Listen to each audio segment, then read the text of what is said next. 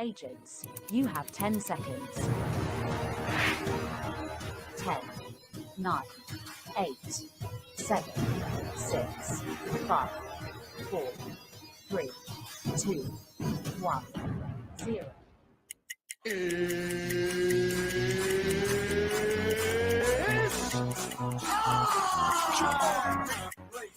Second, 2 out. Palmero over the head of Jenks.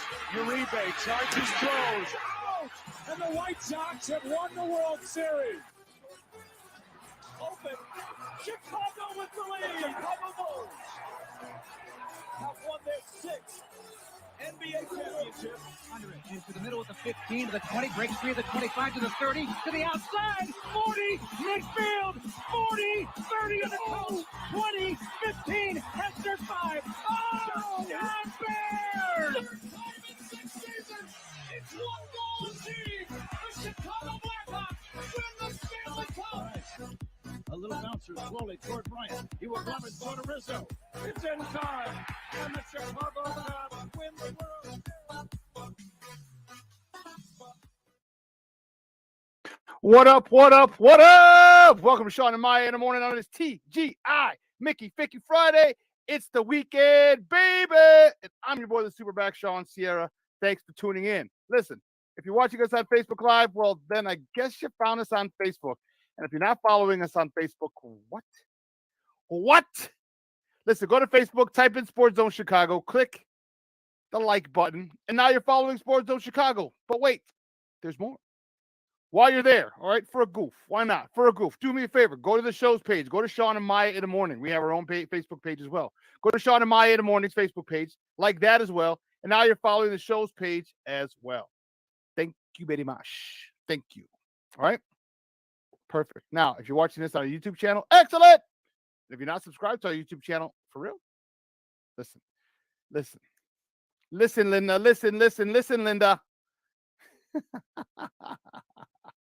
Go to YouTube, type in Sports Zone Chicago, click the subscribe button. Also, click the notification button. That's the little bell. Okay, that's the bell. Okay, right next to it. That'll let you know anytime a show from Sports Zone Chicago is going live. Get it?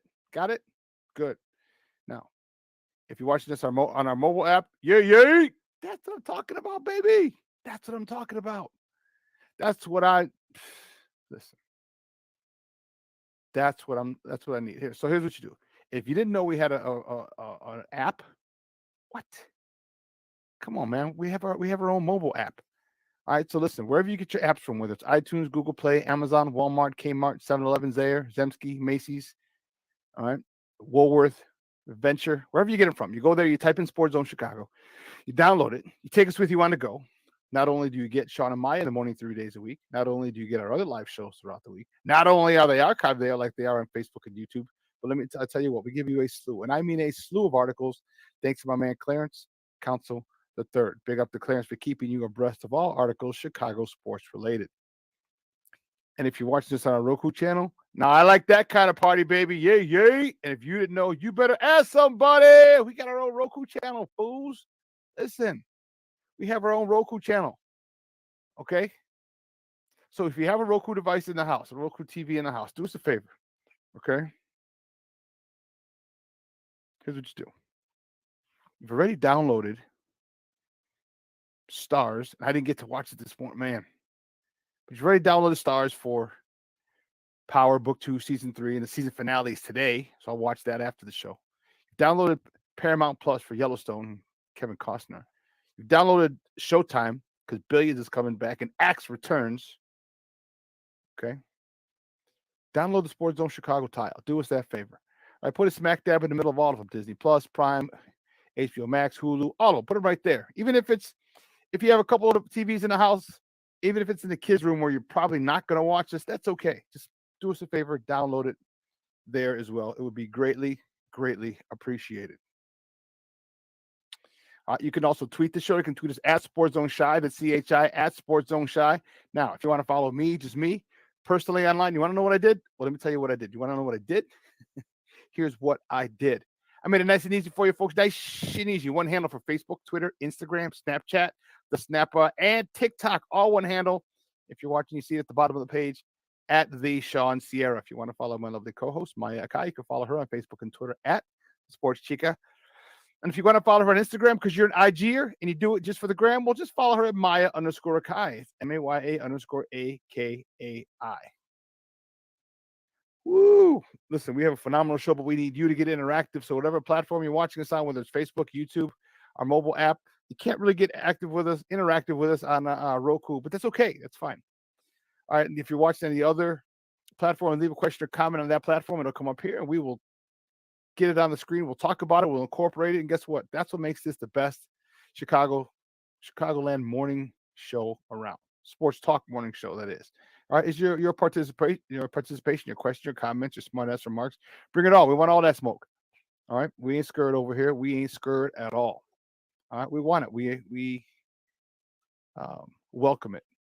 Let's see who we got in the text line. Cornelius Squalls. What up, Papa? Good morning. There he is, Armando Emeterio. Lara Jr.'s in the house. And if he's in the house, that means Patty's close by, Patty Lara's close by, and Armando Emeterio, Lara the fourth, and Jeremiah, his two grandsons. Gentlemen and lady, good morning. Rashawn Walls in the Mickey Ficky house, TGIF, you damn right, baby. Lavette Lee in the house, good morning. Thank you for tuning in. Hassem in the Mickey Ficky house. Yeah. How you doing, baby? How you doing, Hassem? Good job, Papa. Thanks for tuning in. We got a great show. When I say great show, I am not bull jiving, and it's a full show. Full of shit with me. Oh, no. I'm just playing. I got jokes. Funny guy. Listen, 10 o'clock, man. We get kicked off already. My man from Bally Sports, Brandon Scoop B. Robinson's going to join us. We're going to talk NBA playoffs. We're going to talk Bulls. Where do the Bulls go from here? What do they do? What do they do? Or my Chicago said, what do they do? They got to do something. They got to do something over there. The freaking Chicago Bulls, they got to do something. They do. They really do. In my Chicago accent. So Brandon Scoopy Robbins is going to join us at 10 o'clock, talking NBA playoffs and give us a national look at my Bulls. Jason Palmer is going to join us at 10:30. He's the host, one of the co-hosts of What's Up, Cuz. That's on Sports Zone Chicago every Monday, 6 p.m. He's going to join us. He's going to talk about the Chicago Sky. They open up their regular season tonight in Minnesota against the Lynx. He's going to give us a preview of the season. A lot of change has gone on with the Sky. All right, they won the title 2 years ago. They lost in the semis, I want to say, this past season. And then afterwards, there's an exodus, a mass exodus. The four of the five starters have left. Clea Copper's the only starter left, so they had to readjust on the fly. So we're going to talk to Jason Palmer at 10:30.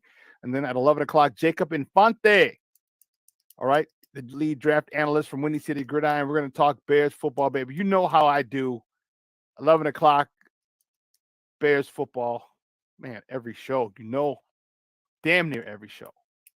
All right, we got a lot to talk about. A lot's going on in the sports world. In the Chicago sports world, there's a lot going on. And we're going to have to talk about it. We get to talk about it. That's the great part about it. We get to talk about it. All right. It is going to be a beautiful day here today in the Chi. Real quick, what's it going to be like? 71, a little rainy. That's okay. Listen, if you don't have the rain, you don't appreciate the sunshine. All right. This weekend, about 70 tomorrow. 77 on Sunday, 73 Monday. Okay. Ahead of, is it Memorial Day weekend next weekend already? Is Memorial Day weekend next weekend already? Wow.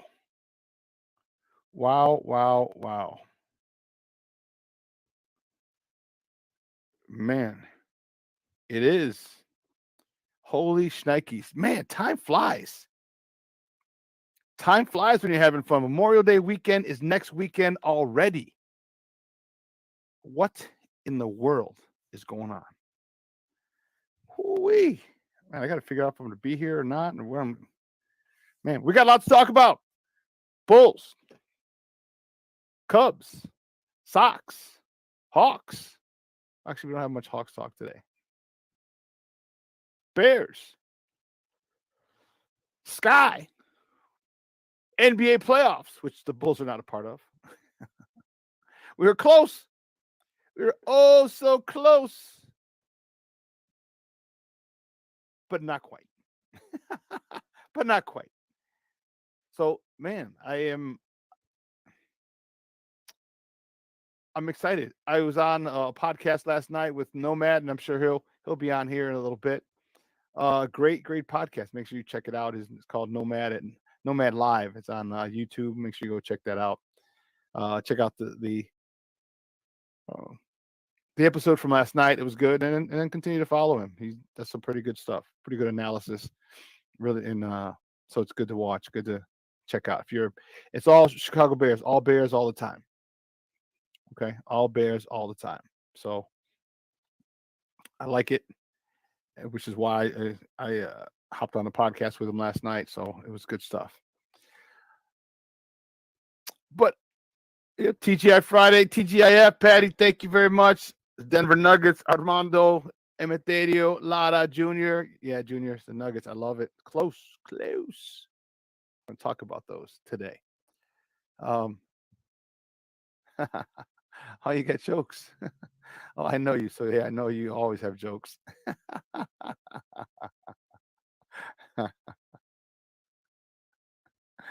No need for me to break that thing. Sons of biscuits. Sons of biscuits. Listen, guys.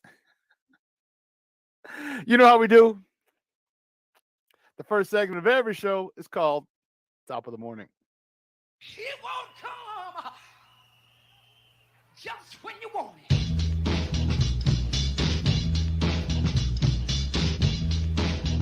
Top of the morning to you. Top of the morning to you.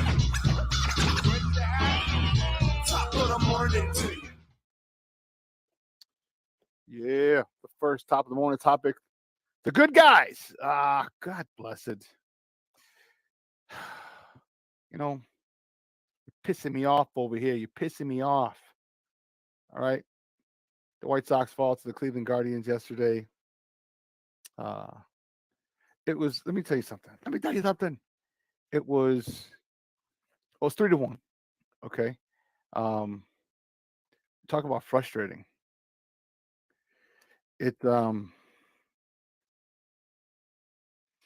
You have a chance. Here's the thing that bugs me. You have a chance to sweep. That's the thing that gets me. Remember, guys, I told you, I said, listen, we got to win 2 out of 3. I just want to win series. 2 out of 3, 2 out of 3, 2 out of 3. Remember that? I'm sure you do. However, I did say, if we take the first 2 games of a series, of a 3-game set, we have to have that eye of the tiger, that killer instinct to go for the jugular and sweep. Okay? We have to. And I know that's asking a lot. First of all, just us winning a series is foreign to us this season. And for me to ask you to have the killer instinct to close out game 3 to sweep is another thing. But listen, you're not new. All right, you guys are not new. You've swept series before.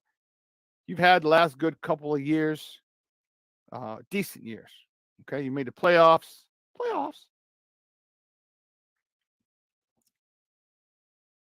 And you have to get back to that.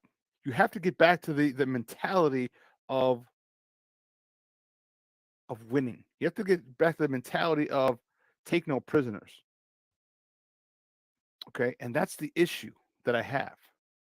That's the big issue that I have, is that they don't have that mentality. And it's frustrating because this is a game you should have won. And this is a division foe. So if you take yesterday's game, you gain 3 games on Cleveland. All right. You gained 3 games on Cleveland. All right. Instead, you gained 1. All right. We are 4th in the division. Okay. I mean, Cleveland would have been, we would have been 7.5 back whole game. 8, yeah. And so these are the moments that you look at, you're like, son of a bitch. Like, these moments added up over a season are what cause poor records.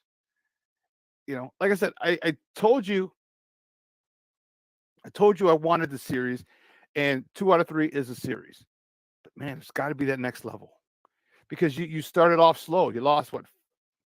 You split the first series with Houston, and then you lost the next 6 series in a row. So that's not good. And just as I said, when you win 2 out of 3, your wins double quickly, and your record gets good really fast. Well, when you lose 2 out of 3, 6 times in a row, your record gets bad really fast. So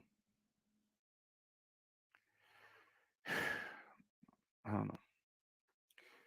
don't know. I get frustrated with them because of the talent that they have, and the thing that they don't even see. They don't even see or maybe they're just too blind. Maybe they're just, we know what we're talking about. The hell with you. I don't know. We'll see. Well, staying with the Sox, keeping it moving. The next top of the morning topic. The White Sox they start a 3-game set today with the Kansas City Royals. Michael Kopech's on the bump. He's 1-4 with a 5.74 ERA. He's going up against Zach Greinke. He's 1-4. Bad year for him with a 5.01 ERA. First pitch 7.10. It's on NBC Sports Chicago. And the radio side is the flagship 1000 AM. Zach Greinke how the mighty have fallen. Zach Greinke was one of the best pitchers for a while. Debuted in 2004. And let me tell you something. First of all, he's given us fits always. All right. The Cy Young Award winner back in 2009. He was 6-time All-Star. All MLB second team a few years ago in 2019. 6 times a Gold Glove winner. And yeah, he's at toward the end of his career, the back end of his career.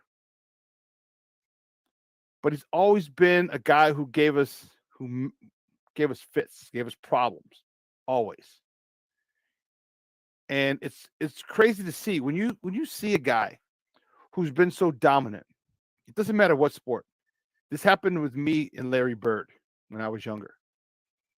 When you see a guy who at one point was so dominant, starting to slip, it truly, truly, truly makes you realize how great they were. It truly does. When they're missing shots or their pitches, they can't locate their pitches, or they can't, outrun the DB, or they can't, whatever sport it is. They take a big hit in hockey, or, when they would have been quicker and faster in their younger days. The old saying, Father Time is undefeated. And to see Zach Greinke, and trust me, there's no love lost for him as a fan, as a White Sox fan, because he killed us every time he faced us. But as a baseball fan, you're like, wow, this guy used to be able to do this. And I think the reason we hated him as White Sox fans was because he was so good. That's why do you hate players? Because they're good and they're doing bad things to your team. So it's not like you just hate them for no reason. And we don't hate the person. It's not when I say hate, I'm just saying as a fan, you hate a player. All right. Because he's very successful against your team, and sometimes he has your team's number, and sometimes he dominates your team. And for so long, Zach Greinke dominated us. And so now we get to face him today. So he's coming in with a 1-4 record, a 5.01 ERA. Doesn't mean his stuff isn't good. It just means his stuff isn't as good as it was before. So we need to get back on a winning track. I'm talking meaning the White Sox. You should have had that game yesterday. And as I said, you keep having these little small games that you should win at the end of the year, and you fall 1 or 2 games short of the playoffs.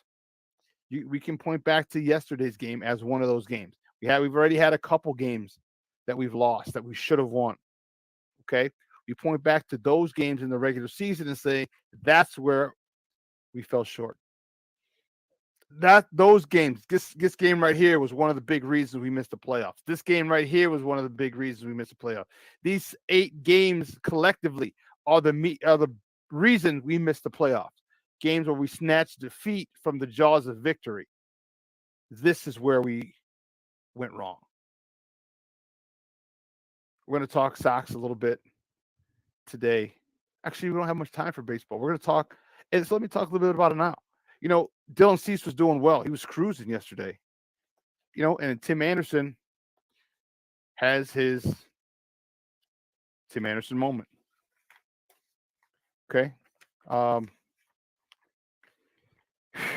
You know, you look at that and you sit there and you're like, and don't get me wrong, it's not all Tim Anderson's fault. I am not saying that by any stretch. So don't come at me like that, because you know damn well I know my sports. But that botch of a ground ball. How many years have we been saying Tim just needs to work on the routine ground ball? How many years now?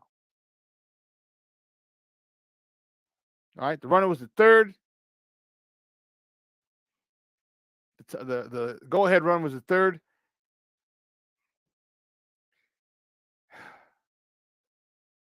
Frustrating. But that's not the main reason we lost. The main reason we lost, we scored 1 run. There's no excuse. Bases loaded. Bottom of the 2nd inning. Bases loaded. Nobody out. Nobody out. Bottom of the 2nd. Bases loaded. Nobody out. And you can't push 1 or 2 or 3 across. Bingo. There it is. There it is. All right. Yesterday, White Sox hitters were 1 for 7 with runners in scoring position. That's not all Tim Anderson. 3 of them came in the 2nd inning. 1 for 7. You cannot continue to leave guys on base like that. It will kill you. It hurt you yesterday. And this is death by 1,000 paper cuts. These add up over time. 1 game here, 1 game here, 1 game here. And in the course of a season, you get 6, 8, 10 of those games. That's where you lose the division. That's where you lose your playoff seeding. That's where you lose the wild card seeding. That's where you miss the playoffs. And the Sox are an extremely talented team. They're not a good team. They're talented. And there's a huge difference. And I hope we know that, Sox fans. They play well at times, yes. But they're not a good team. And what can be done to fix that? I don't know. I'll tell you what was really, really good yesterday. Garrett Crochet pitched a perfect 9th. His first appearance since 2021. Back in the playoffs, when we last made the playoffs. Remember, he had Tommy John surgery. That whole 9. Another thing, and this is from Darryl Von Schoen in the Chicago Sun-Times. The bullpen has not allowed a run in a season-high 4 straight games.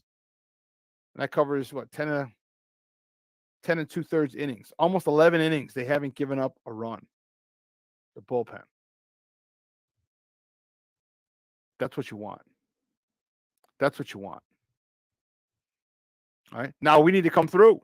We have plenty of chances. That 2nd inning, bases loaded, that's where you jump on someone's neck. That's where you open the game right then and there. There's two things. One, for a team that's not that good, like the Royals, it says, damn, they're here to play. They're here to close us out.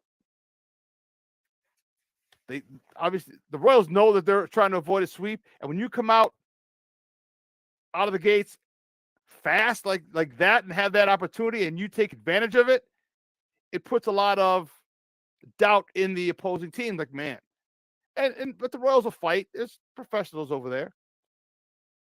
But you can't let those opportunities get squandered away like the White Sox did. And that was the issue. Tim Anderson's issue just exacerbated. I know he got caught stealing twice. I don't care about that. I want these jokers to run. I want them to run.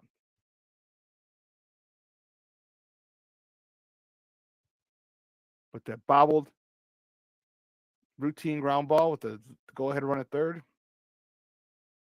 can't happen. Can't happen. So it's frustrating. Well, listen, let's take a quick break. On the other side of the break, we have more top of the morning topics. So don't go anywhere, folks. Keep it locked right here. Shawn and Maya in the morning on Sports Zone Chicago.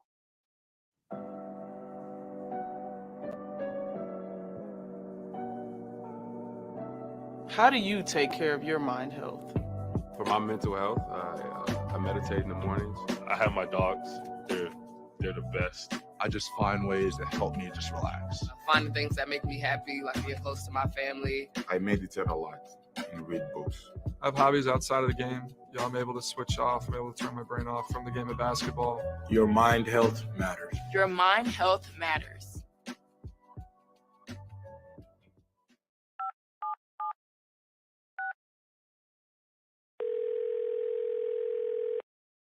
Yeah, hello. I'm really not sure if this is what you all do, but I really don't have anywhere else to turn. Hi. I don't even know why I'm calling right now. I'm sorry. My thoughts are going a mile a minute. My kids are out of state. My buddies from the army are all gone now. I'm really alone. I left the service last year. My mom just passed away a few months ago. I miss so much time with her. I keep getting calls about the bills, and I'm trying to get a job, but I feel so stuck. Okay, ma'am. I'm glad you called. Okay, sir. Let's stay on the line and walk through some things. Thanks. Okay. Thanks a lot. Thank you. Hey, it's your boy, the Superback, Shawn Sierra, and be sure to follow Sports Zone Chicago on all social media platforms on Facebook, Instagram, and our Roku channel. You can find us at Sports Zone Chicago, and on Twitter, we are at Sports Zone Shy. Also, be sure to download our mobile app so you can take Sports Zone Chicago with you on the go.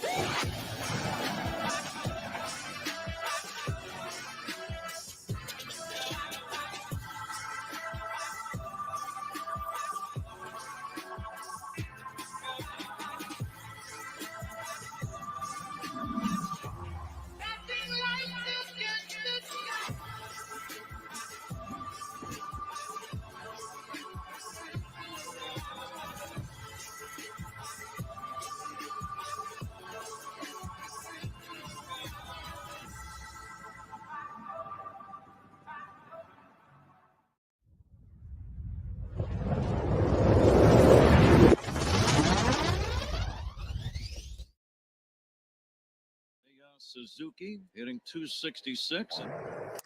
In the air, left field, and forget it. Way back and out of here. Home run, Seiya Suzuki. A no-doubter over the Crawford box seats. And it's 3-0. Suzuki with a long home run in the first. In the air, left field, and he's done it again. Seiya Suzuki left the lot one more time. A two-run homer. That is 3 consecutive home runs for Seiya Suzuki. He is on a roll right now. And the Cubs now lead it 5-1. Welcome back to Shawn and Maya in the morning on Sports Zone Chicago. Those clips courtesy of the Marquee Network. That was 2 days ago. The Cubs, Houston Astros. Cubs are in a situation. All right, they're kind of in a free fall. All right, they need something. Okay, they're 2-8 in their last 10 games. Excuse me, 2-8 in their last 10 games. That is they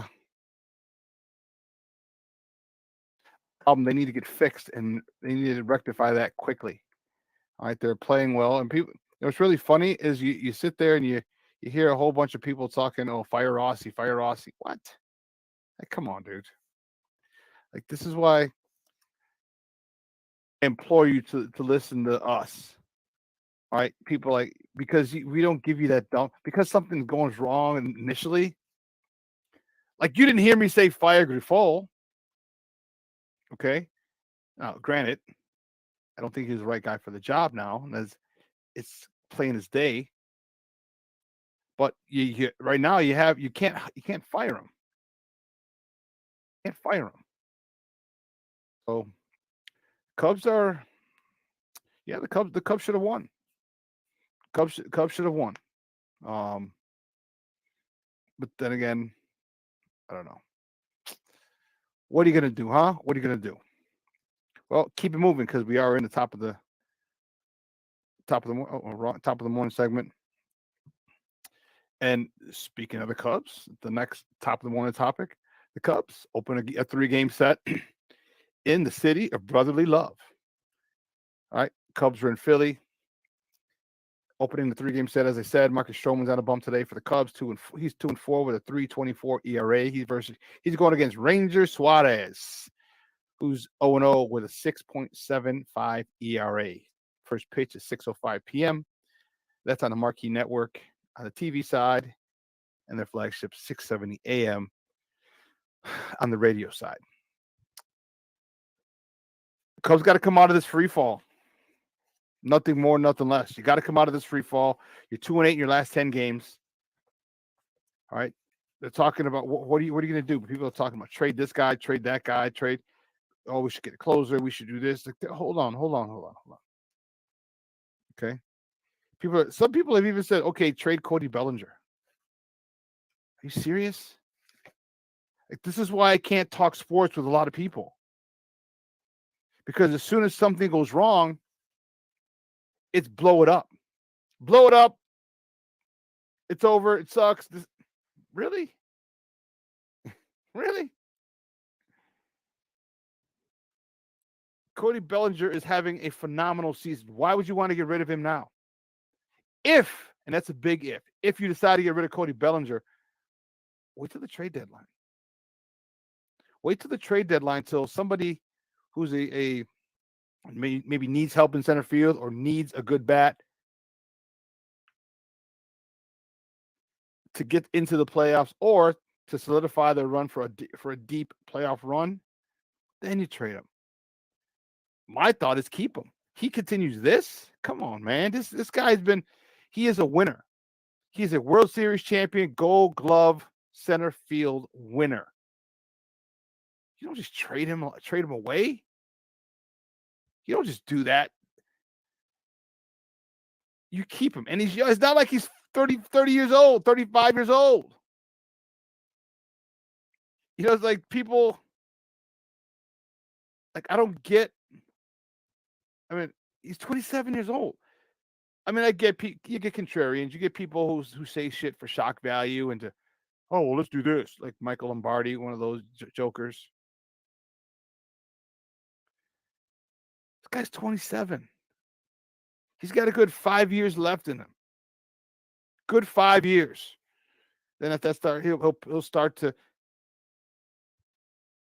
show signs of age. But if he can get back to that around the MVP level, when he starts to come down, he'll still be better than many of the other players or center fielders in baseball.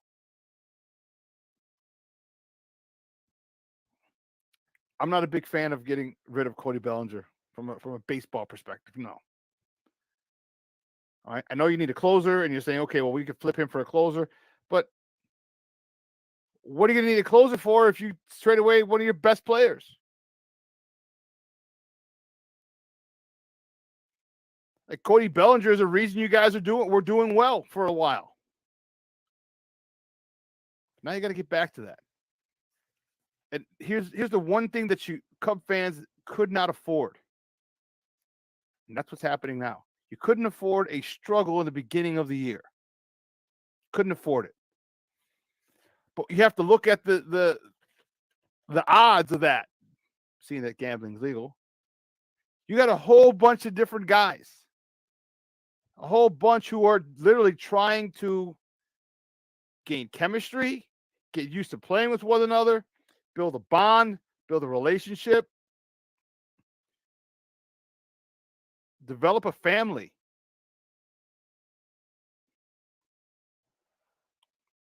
It's going to take some time. And it could start off well, but then it's not that they start off well. It's what happens when you hit the first bump in the road. That's where the relationship gets tested. That's where the relationship gets forged. Because one World Series winner has an idea of what to do and how to do it, and another World Series winner has an idea of what to do and how to do it, and the other World Series winner probably has an idea of how to do it, when to do it, and the manager has an idea of how to World Series winning, two-time World Series winning catcher and manager. Well, not as a manager, but two-time World Series winner as a catcher. He has ideas on how to. So you got to get on the same page. It's early in the season, and this is what I figured would be their biggest obstacle if they struggled early, and they are.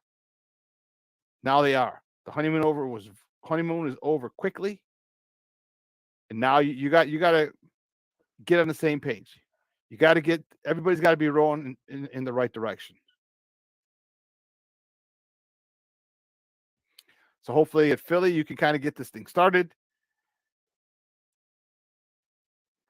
And you know I'm not a Cubs fan, all right? But as a baseball guy, I just like to see teams maximize their potential. All right, you added a lot of talent to the team this year. I need to see it maximized. And I understand it's going to take time. Things don't happen overnight.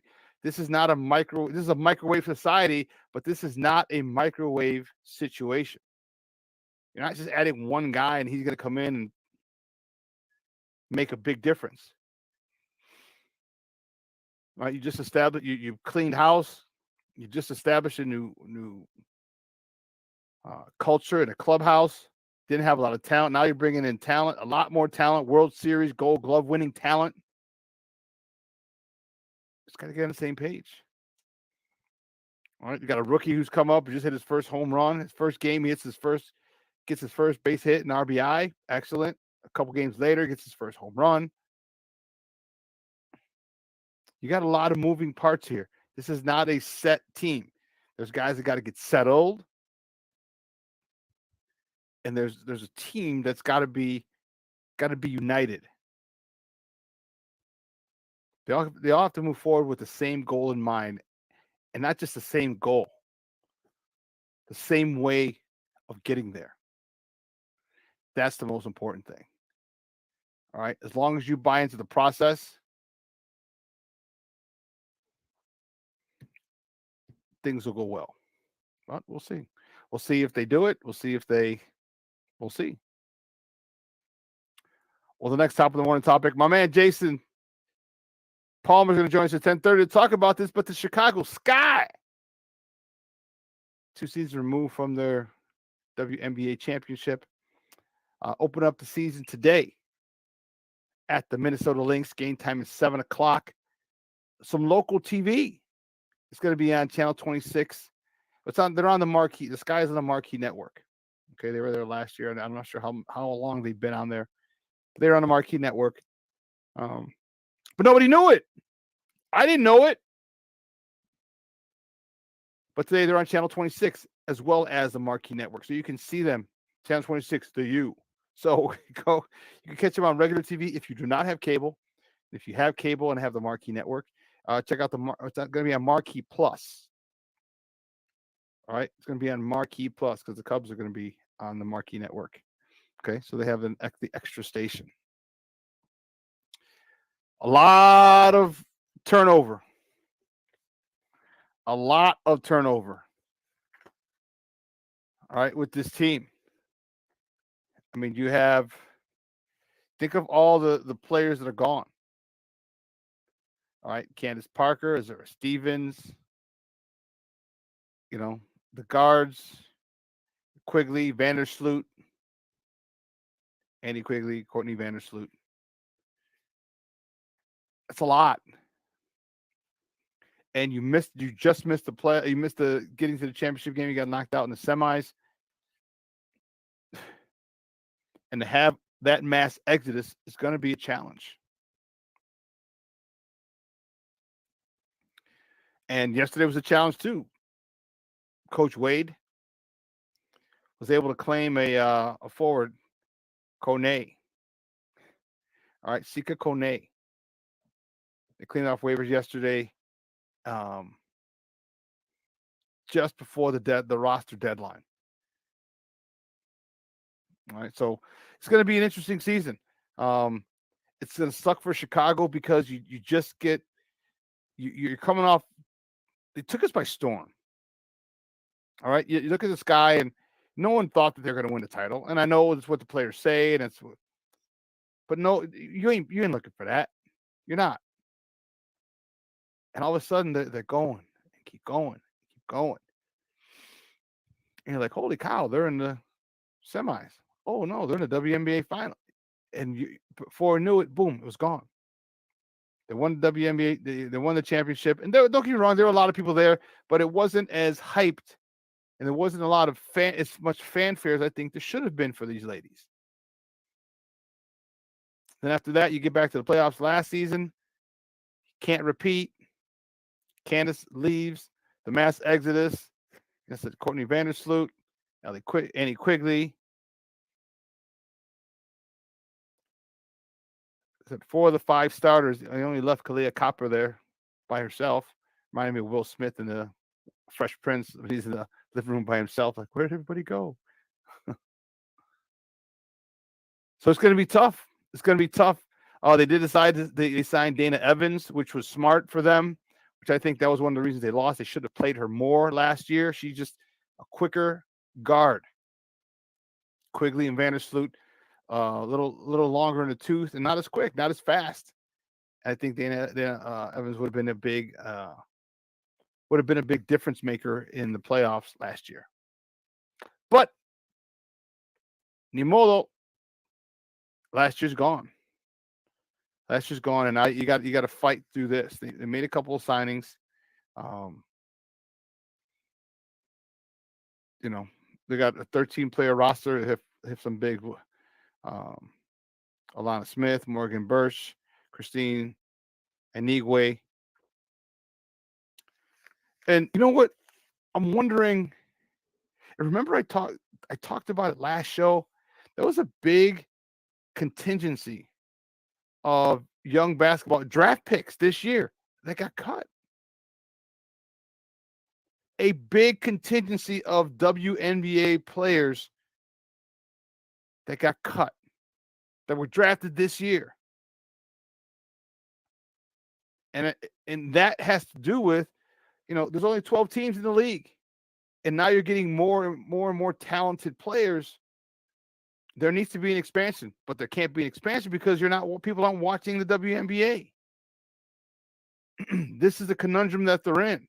They're trying to grow this game. They're trying to get people to watch, because the more people that watch, the easier it is to expand. The easier it is. If it expands, then you make more money, and the more people watch, now you get a TV deal. Now you get, you know what I mean? There's a whole bunch of things. You could have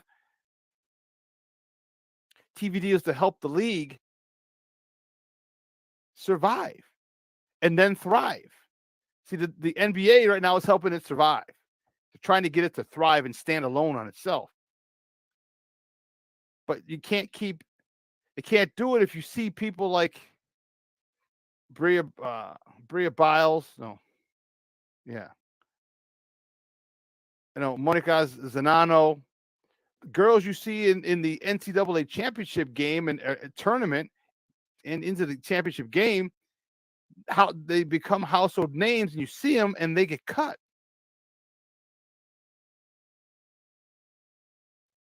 So I mean, you just lost, and that's the thing. I know you got to win. That's the thing with you got to win. But right now, women's basketball is at its highest point as far as popularity. So from a business perspective, like Monica Zanano, like she was a stud in the tournament.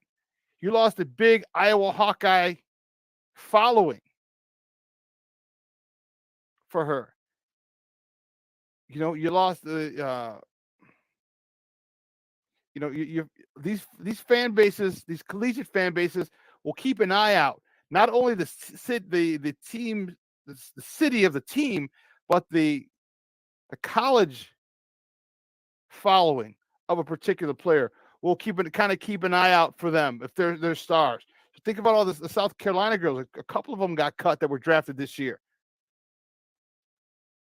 So whatever city cut them, they just lost a nice contingency of South Carolina fans. And unfortunately, here's where politics plays its part. At some point, you're going to have to keep people who have a lot of following, people who come from good programs, people who come from programs with big followings, because their followings will watch them in these games. It's the way it is. And I know you can keep winning, but now you're not getting more, you're not attracting more fans or fans from a different group, like a big time college group. College women basketball, college women basketball players or fan bases love their college basketball team. They're not necessarily into the WNBA. Okay, but the way to start getting inroads with those fan bases is to make sure these girls are on the team. These high draft picks are on the team. Because if you do, you're going to get not the whole, let's say all of Iowa's going to watch Zanano, but you're going to get a lot. I'm not saying all of South Carolina fan base is going to watch Bria, but you're going to get a lot. And you need all the eyes you can get on your product. Because right now, women's college basketball is a lot more popular than the WNBA. They have their fan bases established. They aren't going anywhere. Women's basketball, college women's basketball isn't going anywhere. So people will follow the institution more than they will a pro team. Because there's always going to be college women's basketball. There's always going to be that. They're not in danger of falling behind, of having their team fold. This is part of a college and a university. They're going to be there. So you have to make a smart business decisions. When you get high profile players, they got to stay on for a couple of years, at least 2. At least. Or if you want to do it 1 year, but these rookies have to make it. They have to. And I know you can't tell a coach who to keep, but you're going to have to tell a coach who to keep. Unfortunately, you're dealing with dollars and cents here. This is the issue. You got to maximize. It's just like social media. People get NIL deals for their social media following. You want to have more followers. You get more followers, you make more money. Same thing in the WNBA. You get more followers, more people watch the WNBA. You get more money. You get more sponsors. You can charge higher prices. You can expand. So now we have more teams. It's just economics. Good luck to those girls, those ladies. We're going to talk to Jason Palmer about it at 10:30. Well, the next top of the morning topic, NBA playoffs, baby. The Denver Nuggets beat the Los Angeles Lakers 108-103 yesterday, taking a 2-0 lead, defending their home court Jamal Murray, 37 points, 23 came in the fourth quarter, along with 10 rebounds for the game. He was on fire. Fire! I am on fire! And the Joker, another triple-double. Not a skinny, thin 15, 10, and 10. This dude had 23 points, 17 rebounds, 12 assists. Michael Porter Jr., 16.7 boards. And for LA, LeBron James and Austin Reeves each dropped 22. So now they head back to Tinseltown, and at the top of the hour, well, it's a few minutes, about 7-8 minutes or so, our guy Brandon Scoop B. Robinson from Bally Sports is going to join us. We're going to talk about this particular series. All right, I'm not a LeBron fan, I'm a basketball fan. Okay, I'm not. I love what he's done in the game, for the game, off the court. He's a phenomenal role model, father, husband. Well, I don't know about husband. I'm not with him, but I'm just not a fan of his as a basketball player. I respect what he's done. I love what he's done. Just not a fan of him as a player. It's not hate. It's just I'm not a fan. But we're going to talk, and never will I deny his greatness. All right, you know I'm MJ all the way, but I'm not going to deny that LeBron has taken what MJ has built and taken it to another level. All right, he's a billionaire, a basketball playing billionaire. Michael didn't become a billionaire until he became an owner. I mean, now he's a crazy. However, I am rooting. Let's go Denver. Let's go Denver. Let's go Denver. I like it a lot. Now you need what the problem with LA, they couldn't get one in Denver. That was the issue. The previous two series, they were able, because they were the last seed, the 8th seed, I think, or the lowest seed. They couldn't get a win, or they got a win on the home court or on the opposing team's court in the first two games in the last two series. So they came home with home court advantage. That's what they're trying to do here. Denver was not having it. Denver was not having it. Jamal Murray, 23 points in the fourth quarter. You talk about stepping up. That it doesn't get better than that, folks. 23 points in the fourth quarter. That's Michael Jordan type stuff. That's Kobe Bryant type stuff. The Lakers had the lead most of the game, a good part of the game, and the Nuggets came back. The Nuggets were able to come back, defend their home court. Now the upper hand is theirs. Now all the pressure is on LA. All of it. Because had you taken one, okay, you come back home. If you split, if you split at home, it's still 2-2. And now best out of three, but you've already shown you can win in Denver. But they didn't win in Denver now. Now you have to defend home court to make it a three-game series. You have to.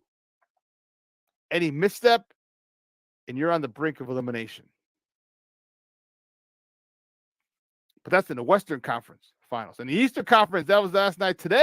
Tonight, game 2 of the Eastern Conference Finals.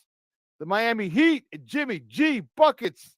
And the G stands for gets. They're still in Boston. Tip-off 7:30 on TNT. The Heat lead the series 1-0. All the pressure, all that smoke belongs to Boston now. Boston cannot go back to Miami down 2-0. Cannot. You cannot go back to Miami because now all you're asking Jimmy to do is win one at home. You just didn't win one at home.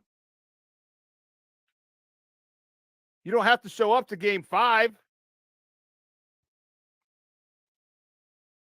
If the Miami Heat win today. They'll be up 2-0. Going home to Miami. If Miami wins one at home, that's 3 wins. They split at home. It's still that's 3-1. Going back to Boston. They didn't have to show up for game 5. We'll just show up for game 6 back at home. But they will because they showed that they could beat them already. Huge game for the Boston Celtics. Huge. All the pressure is on them. All the pressure is on Boston. Just like all the pressure is on the Lakers, because yesterday was the game they had to get and they didn't get it. Today is a game that the Celtics have to get. They have to get it. Otherwise, this series is perilously close to being over for Boston.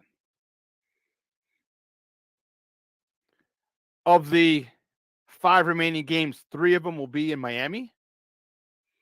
If Miami wins tonight, not a good thing.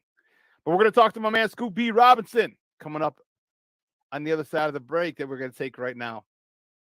Whew. A lot going on in the sports world this weekend, excuse me. So make sure you partake. Make sure you enjoy it. It's supposed to rain today. Cool. Stay in and watch the White Sox, watch the Cubs. If they get rained out, the Sox I'm talking about, just watch the Cubs. Catch another baseball team, watch this. Watch power. Do what you want to do. But there's a lot of good sports to be. They just have the XFL championship game last week. All right. And now you got the USFL coming up this week. Where we at? Yes, the USFL tomorrow, 11:30. Pittsburgh at Memphis. That's on USA. And at 3 o'clock, Birmingham and Michigan.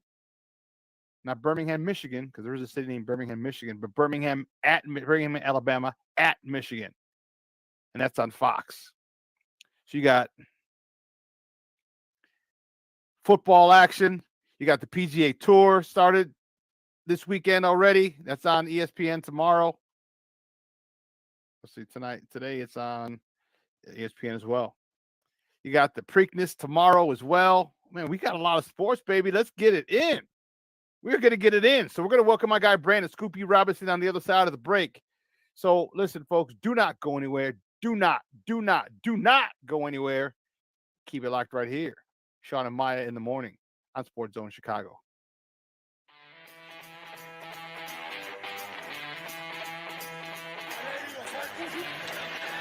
Off the fake.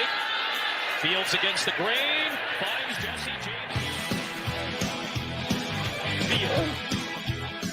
With time. Delivers down the field.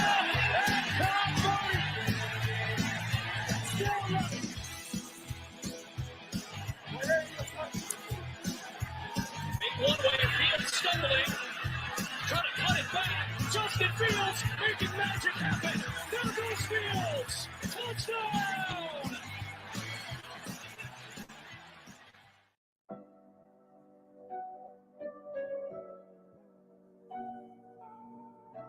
How do you take care of your mind health? For my mental health, I meditate in the mornings. I have my dogs. They're the best. I just find ways that help me just relax. Finding things that make me happy, like being close to my family. I meditate a lot and read books. I have hobbies outside of the game.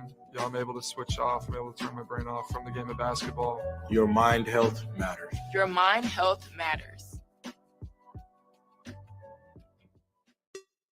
Hey, it's your boy, the Superback, Shawn Sierra, and be sure to follow Sports Zone Chicago on all social media platforms, on Facebook, Instagram, and our Roku channel. You can find us at Sports Zone Chicago, and on Twitter, we are at Sports Zone Shy. Also, be sure to download our mobile app so you can take Sports Zone Chicago with you on the go. Everybody in a work zone is someone somebody. This is my mom. She works for KDOT. This is my dad. This is my mom. This is my daddy.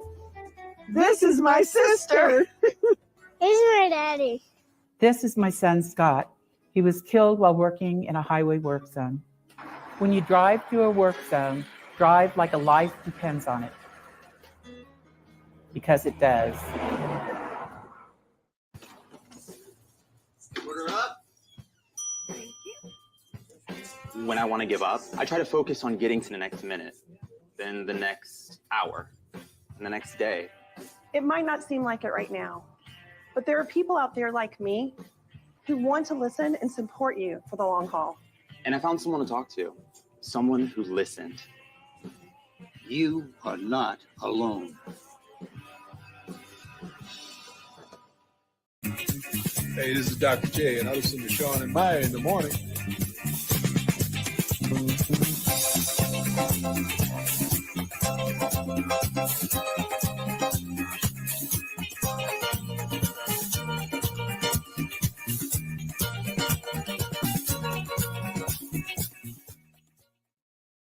Murray lost it. Russell has it. Here comes Vanderbilt, already paying dividends.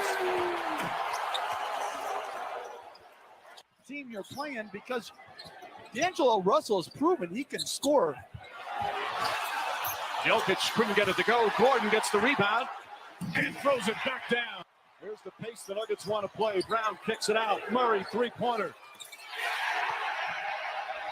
With two.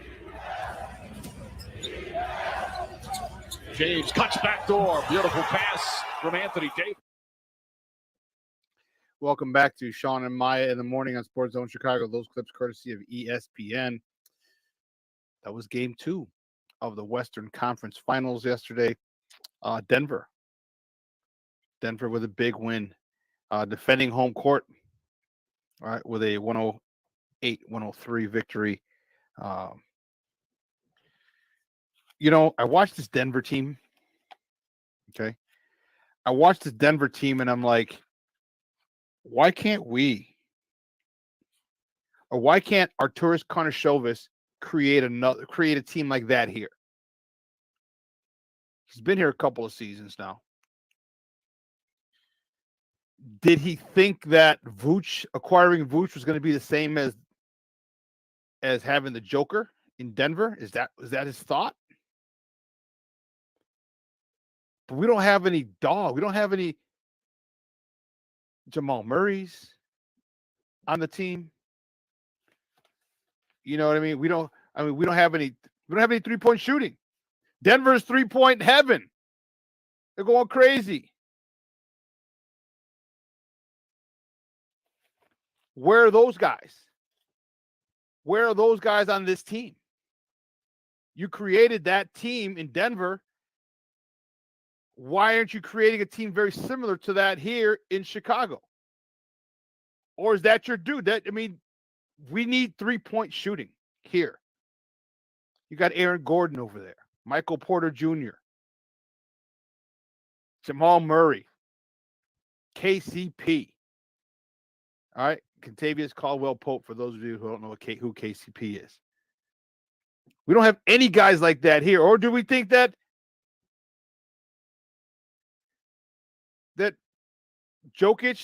the Jokic comparison is Vooch? Is that what do you think? Pat Williams, is that what? I don't know. And it's frustrating because he did a great job in Denver. They're in the Western Conference Finals. We come here, we have a lot of expectations, and we're not seeing a similar blueprint. So I'm going to ask my first guest today, and I'm excited to talk to him. One, about the basketball that's going on in the conference finals. It is, I want Miami in 5 or 6, but I'll take 7 the way that these games are going. I'll take 6 or 7 for Nuggets Lakers.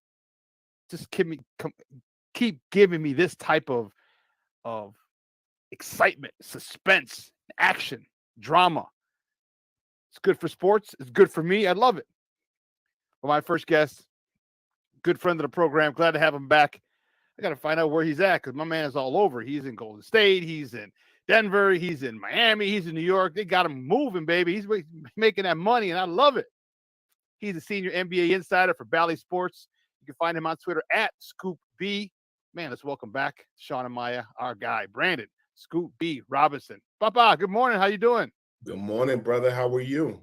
Man, I am awesome. Awesome, awesome, awesome. Thank you for asking. Of course. I'd ask how you are, man, but you're all over the place. I love it, baby. I check out your podcast and you're all over interviewing everybody. Dude, that's awesome. That's great stuff, man. That's cool. Good Thank stuff. you, brother. Thank you, thank you, thank you. It's good to be seen. It's good to see you, and good to talk some hoops for sure. Talk yesterday. Let's start with yesterday first and foremost. We'll save my Bulls for last. We don't want to start off with nine. So big game yesterday. Denver could not go back to LA with a split. That would give LA the home court advantage. Big time game. Jamal Murray pulled out his MJ with 23 in the fourth quarter. Talk to me about what happened yesterday to the Lakers down the stretch and why Denver was able to pull away. It's like you said, definitely you saw Jokic step up. You saw Murray do what Murray does. I also just think that the Nuggets have just an expansive roster that I think not every team in the playoffs has had that luxury. And I think you saw that in the Phoenix series where the Suns were benchless because of the trade at the deadline. Not to say there weren't players on that team, but Denver's second unit could start. And you're seeing that in real time. I think in game one for the Nuggets, the Lakers had to make adjustments in game that the Nuggets didn't really have to make. The biggest change I think I saw in between game two and game one is I think the Nuggets forced the Lakers to play more of their up-tempo style.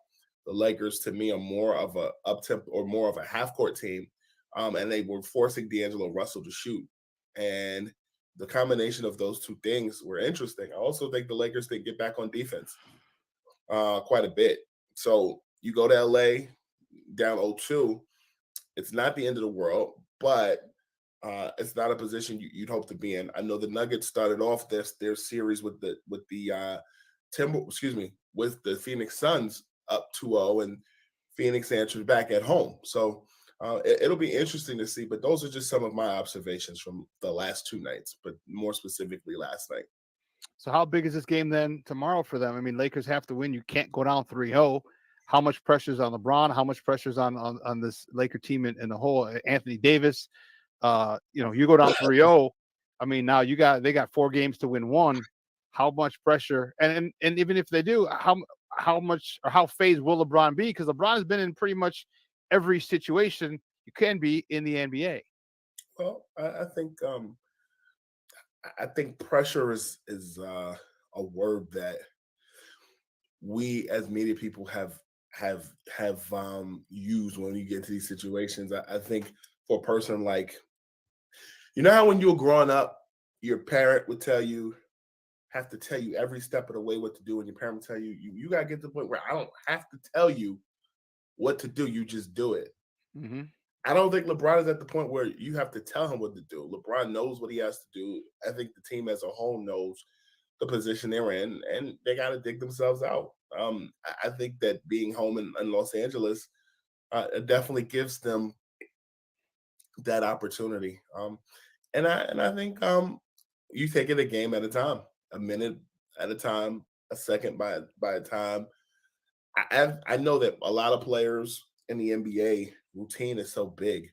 When you're home and you have a home game and you commute to the arena, you kiss your wife, your girlfriend, your kids, take them to school. You know what traffic lights to avoid. It's just a level of routine, and I think going to crypto.com arena, there'll be some extra pep in their step to get it done. But I also think that this is true in this aspect. The national perspective of the Nuggets was many people haven't watched them.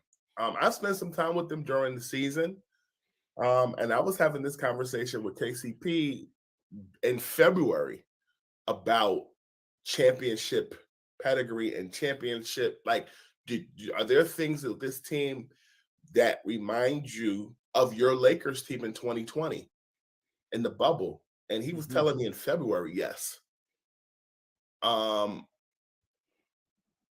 Just the support staff they have, like, it's not just Jokic. Like, they've got DeAndre Jordan, who's been in deep runs. They have even down to somebody like Ish Smith, who has played on just about every daggone team.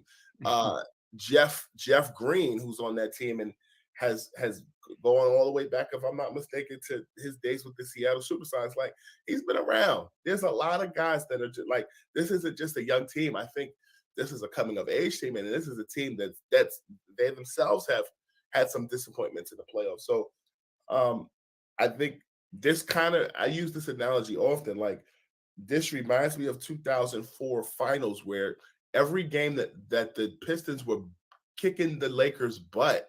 Of course, this was, Gary Payton, Kobe Bryant, Shaq, Karl Malone Laker team. Everybody was saying, oh, well, the Lakers will get it together. Oh, Kobe's just having an off game.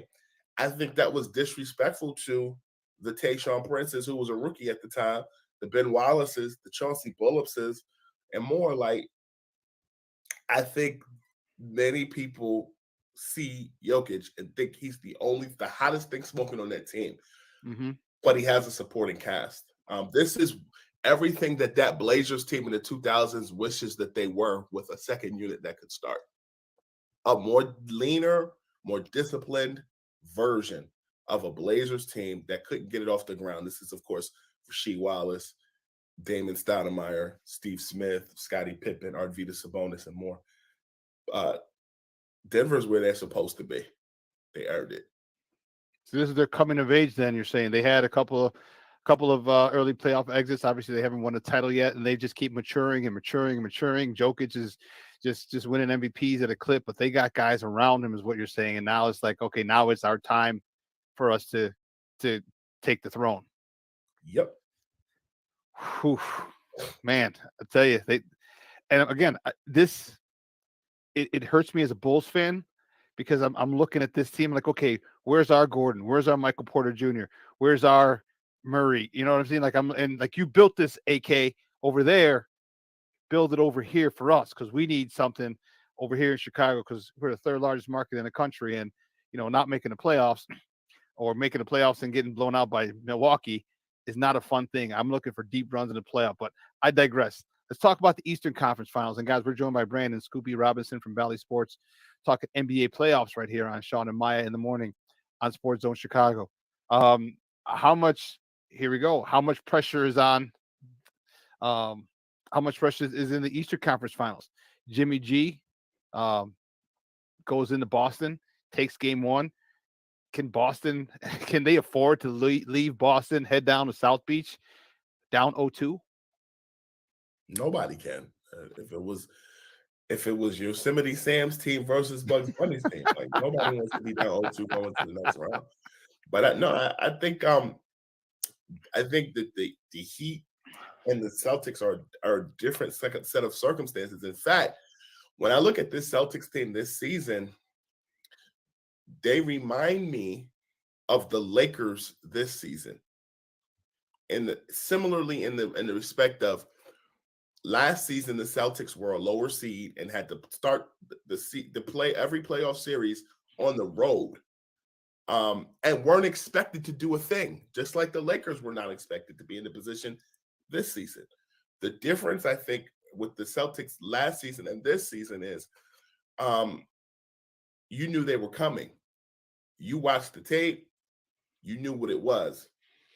And in some respects, I think they've had to kind of revert and dig deep back into what they were in the playoffs last season, because they coasted for a bit. And I think Philly was a test from Miami, but you would think that Miami, I don't think that Philly series should have went as long as it did. But Miami is a different animal, because they're doing it without Hero, Oladipo, and you got Max Strus, you've got Bam Adebayo, Caleb Martin, and others that some may consider pedestrians handling their business. And I think there's just a level of locked in that I've seen with not just Jimmy, but this whole team, that I like. I like a good underdog story. This team is a team that I personally like. They take me back to the 90s style of basketball. They're physical. They're gritty. They fight. They rebound. They play defense. It's not about running up and down the court, shooting threes. And they get down and dirty. All right. You mentioned some of the guys, Strauss. Can they? And usually role players, secondary players don't play well on the road. Right. That's usually their job at home. They play much better. But this team seems to be getting it done. Can they do it one more time and go back to South Beach? Because if they go back to South Beach, I don't know if they're gonna leave, because they could sweep it. I don't think they'll sweep, but there's the opportunity to. Talk about those youngsters. I mean, the pedestrian players that you talk about. Max Strus. Well, we saw him firsthand here in Chicago. He was with the Bulls, right? He was with the Bulls, and we didn't give him a contract. He was with our G team because he tore his ACL, I believe, and they saw him rehabbing. He stepped up. All these young guys that we're not used to. They're not.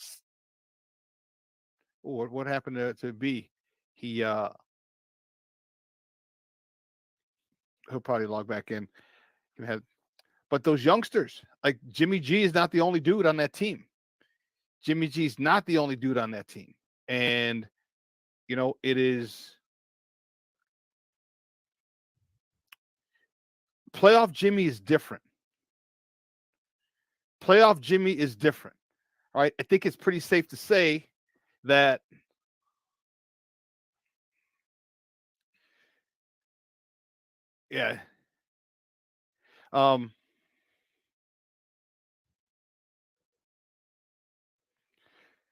playoff Jimmy is different.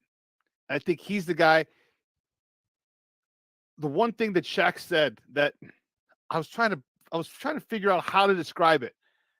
All right, I was trying to figure out how to describe it, and it was they play the same every game. They know who they are. And I think that's the thing.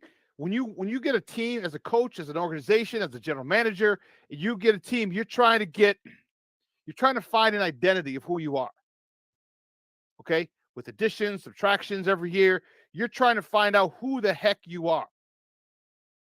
Miami knows who they are. Miami's not going to play your game. Miami is going to play their game. They're going to fight. They're going to scrap. They're going to rebound. They're going to play defense. They're going to be a pain in your ass. They're not going to let you run up and down the court and fire threes. They're not going to let you drive to the hole and lay it in and finger roll a la George Gervin. They defend the rim. They close out on three-point shots. They're up in your face. They're physical. And that's one thing that I noticed, that in this generation of basketball players do not like players physical, to play them physical, which is why you see all the flopping. When you see, as soon as you see someone a foul, you're just jumping. Oh, I just got destroyed. Oh, it's the world's ending, a la LeBron James.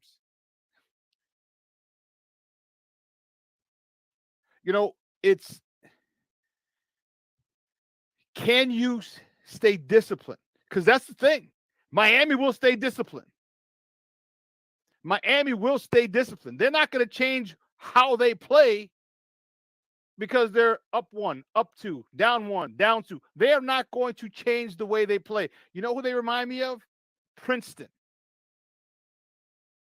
And I don't mean the way that they play. No, like the way Princeton would. I mean, they are stuck to their system. I think we got my man B back. B, how we do? We good? Yes, you were talking about Max Strus. Right. Talk to me about him and how big a role he can play on the road.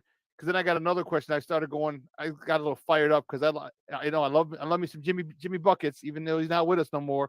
And then still I'm liking Max Strus, another Chicago guy from right around my way and from DePaul. But Max Strus, how big he's going to be tonight, or he could be tonight. DePaul's own Max Strus definitely has been instrumental the last couple of seasons for them, and has stepped up in the absence of Oladipo and Tyler Hero. I think he's done well. I think Miami, like San Antonio, finds these diamond in the rough guys that have like 10 to 15-year careers. And he's just another example of that. So he stepped this play up, and you get additional playing time. So why not? Talk to me about playoff Jimmy, because he's a different beast than regular season Jimmy, and we're seeing it. I mean, I think as Chicago fans, I think it's official. The Zach LaVine for Jimmy Butler trade did not go our way. Talk to me about playoff Jimmy and what kind of monster that dude is. I mean, I think you said it. I think he's just a consistent taskmaster. I think, but I think he's always been that. I think, again, I made mention of the Miami Heat and finding diamonds in the rough. Jimmy, to me, has always been an afterthought in comparison to guys like LeBron, Kawhi, and others. If they're 1A, he's like 1C or 1D.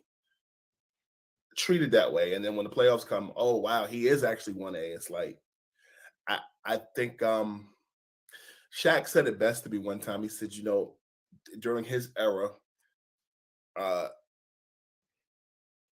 there was like the McDonald's menu of players. So like there's something for everybody: the filet of fish, the Big Mac, the chicken nuggets, the double quarter pounder, all those different things. And I think that rubric is still the same in today's NBA. I think everybody's just not the Big Mac, either personally or just in the eye of the professional beholders. Like I think Jimmy has been tried and true. I think he's a throwback to things we've seen in the 90s and the 80s. And I just think it stands out more. I think that also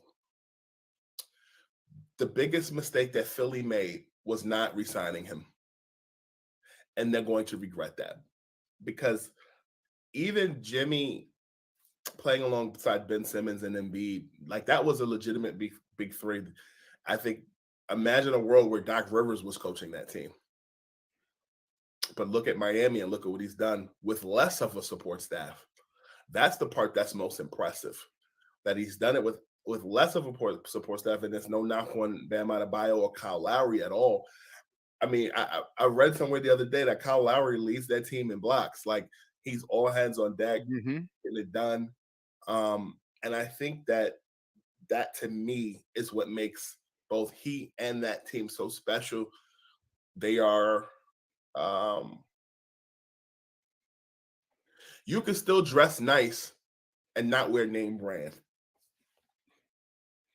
And that's a really good analogy. Be understated while still knocking the meeting out the park.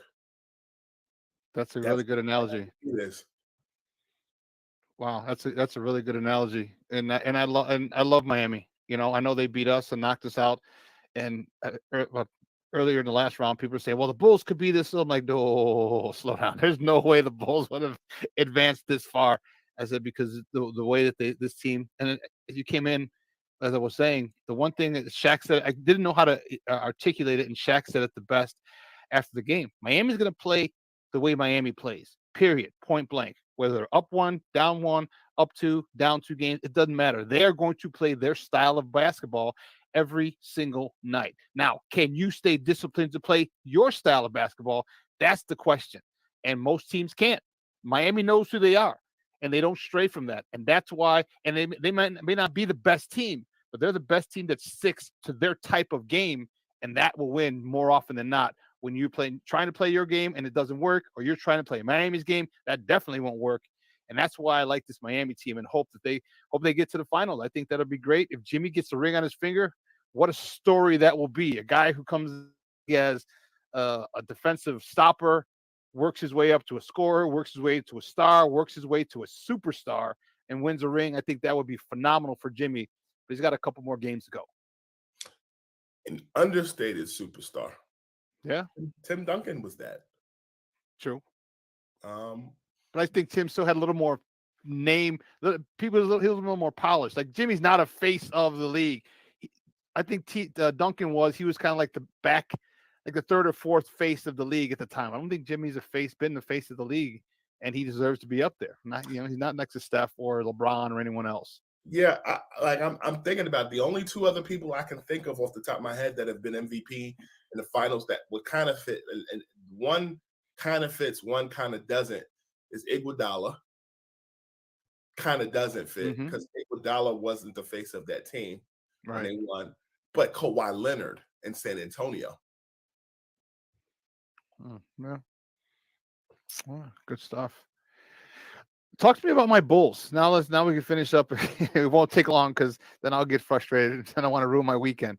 My bullies. There's a lot of questions that need to be answered with this team. Vooch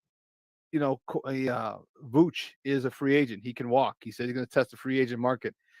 What do you see with this team? Do you see them possibly trading DeMar?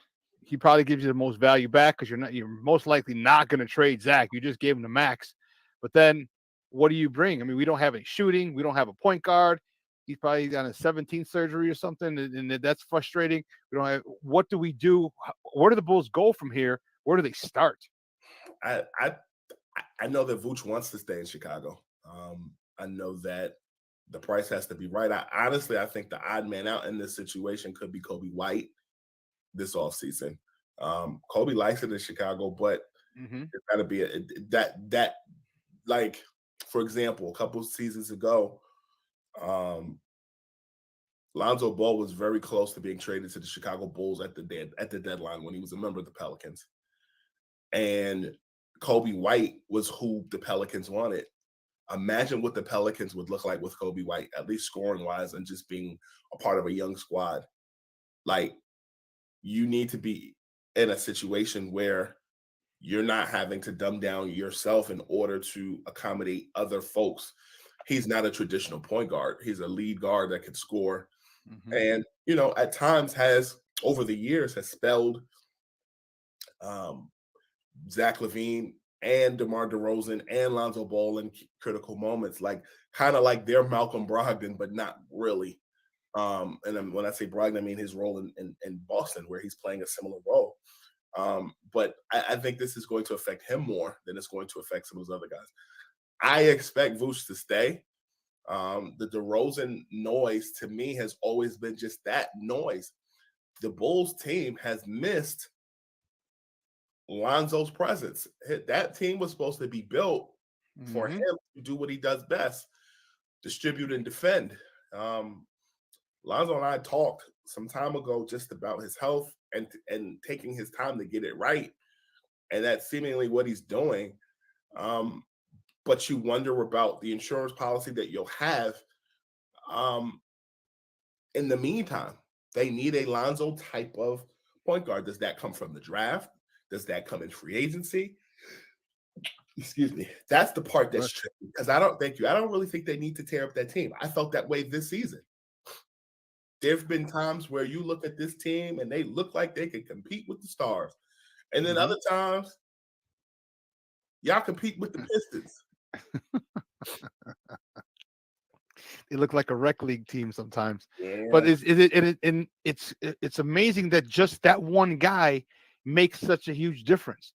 You put him in the lineup, you're top of the East for a majority of the year last year. Granted, guys were hurt and teams were struggling, trying to get their way. But nonetheless, you still were atop the East. He goes out, your team falls apart. This year you start off, and you should have some comfort of playing without him because you played without him last year. And look, we still missed the playoffs. One guy really it makes that much of a difference on this team, and we can't replace him.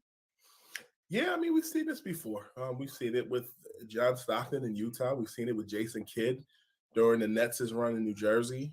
Specifically, I watched that front and center. We've seen it even in today's NBA with LeBron and any team he's on. Even at the age of 38 years old, he's still never really had to change his game a ton.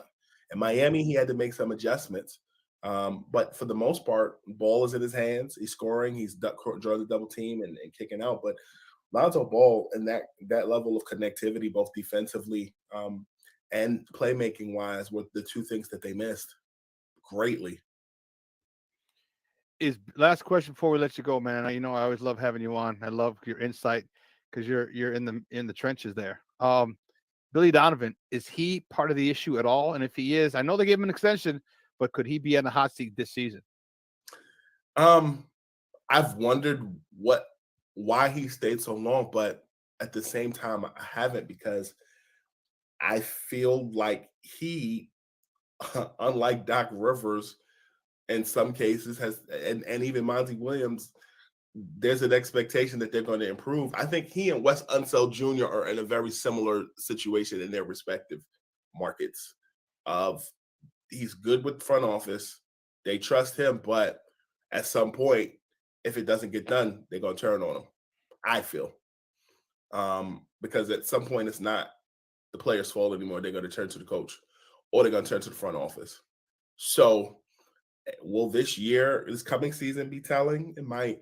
I don't like to call for people's jobs, but I do think that this team is lacking in certain areas that has to be fixed. And if players stop responding, then like for example, I looked at game 2 just like you did when the Nuggets were down to the Lakers, and Mike Malone basically was put on a temper tantrum during a timeout in the huddle, and they heard him. They responded. Yeah. That, like, at some point, if players stop responding to you, you'll have to make some adjustments. We'll see. I know that he and Zach have had issues this season that they've worked out. And that's also just the par for the course for being an NBA team. Like, you're going to go through those peaks and valleys. But I do think that at some point, they got to figure it out. And I also just think that as much as we said this season that throughout the course of the season, many experts have said the East is the dynamic conference. It's wide open. It was wide open this season. So it's like, you really have a good draft and a good free agency. Chicago's not that off from having a good roster. That's why I think you should stay intact and not make hasty decisions. We'll see. Yeah, well, let's not talk about our draft, because we got no picks this year, and next 2 years our second round's gone as well, so we're screwed, which is why we're Chicken Little over here. Sky's falling. But hey, real quick, and I didn't was going to ask you this, but you just meant, what about the Doc Rivers thing, dude? How'd you feel about that? Because I was surprised, because I was like, dude, I know Doc Rivers didn't get him out, but Doc Rivers didn't shoot like crap, in the fourth quarter, like James Harden did. And you talked about it. Sometimes you're going to have to, players got to play. And when they don't, it's got to be a fall guy, and it's usually not the players. How'd you feel about the Doc Rivers getting let go? I wasn't surprised, because it was talked since February. I got a phone call like a week before the All-Star break from somebody in the know, and they said 2 things are likely going to happen. They said, 1, Nate McMillan is going to get fired, and they're going to replace him with Quinn Snyder or Ime Udoka. And they said if Udoka doesn't go to Atlanta, he's either going to go to Washington or Houston. Snyder's in Atlanta. Udoka's in Houston. And they also said to me that if the Sixers do not make it to at least the finals, they're going to fire Doc Rivers. So no, I wasn't surprised. Philly is a Northeast city. They have a very short leash. And I think that they're looking to kind of retain Harden. And I don't know if this is a ploy to get more money. It seems like this prodigal son theme was brewing. And I do think that there are some other options out there. I know that Houston is still evening out their coaching staff. I know they just brought in Royal Ivey, who was an assistant with the Nets the last few seasons, and now I know that Ime is looking at 2 assistants that he had in Boston that are still there. But I also know that Houston is a place where he can kind of be himself, and I think I know there's also a relationship there with he and Udoka from their days being in Brooklyn. Udoka as an assistant and Harden as a player. But for Philly, if I'm Joel Embiid, if Harden leaves and then you fire Doc, I'm trying to get out of there. Leave. No. Yeah, and stars can do that. Man, we got to have you back because I want to talk to you about the Greek Freak and him coming down 94 after they fired Budenholzer, and we'll see. But we got to have you back. Hey, man, great stuff as always. Do me a favor though, let everyone know where they can find you and your work online. Valley Sports. You can check out my work there. You can check out my podcast, Scoopy Radio. We have another big interview coming next week. In addition to that, check out my work. I have a partnership with Bovada. We're cranking out weekly interviews there, and just follow me on Twitter, Scoopy, as well as Instagram, and you'll see my stuff moving and brewing on the internet like always, and television. So thank you as always for the opportunity to be myself. Man, good stuff, Papa. We'll be in touch soon. You heading to any of the conference finals? Possibly. I definitely get the finals though. Okay, cool, man. Good stuff. All right, man. We'll have you on soon, Papa. Thanks again. Appreciate it. Have a good weekend. You too, brother. Guys, that's Brandon Scoopy Robinson from Valley Sports. Man, great stuff. He said, heard him. He's in the know, baby. He got a call from somebody saying, hey, here's what's going to happen. And bam, that's what happened. Great stuff. NBA, always exciting. It's always great to talk to my man, Brandon. I'm getting the scoop from him. But we're going to take a really quick break. And on the other side of the break, to get you on the other side of the break, our guy Jason, he's decked out. He's got his new background. He's fired up, and he's got the Sky shirt on. My man is rolling. We're going to talk a little Sky basketball as they open up the season tonight in Minnesota. Are they going to visit Prince's house or the Prince Museum? I don't know. Anyway, we're going to figure it out. We're going to talk to my man, Jason Palmer. So don't go anywhere, folks. Keep it locked right here. Shawn and Maya in the morning on Sports Zone Chicago. Hey, it's your boy, the Superback, Shawn Sierra, and be sure to follow Sports Zone Chicago on all social media platforms, on Facebook, Instagram, and our Roku channel. You can find us at Sports Zone Chicago, and on Twitter, we are at Sports Zone Shy. Also, be sure to download our mobile app so you can take Sports Zone Chicago with you on the go. Time out. How are you feeling right now? Happy? Excited? Angry? Overwhelmed? One of the best things you can do for your mind health is to name what you're feeling. It can sharpen your awareness and help you talk about your feelings with someone you trust. Here are 3 questions to ask yourself. Where are your thoughts right now? In the past, the present, the future? Do you notice any sensations in your body? Is your heart beating fast? Is there a flutter in your stomach? Or are you fully relaxed?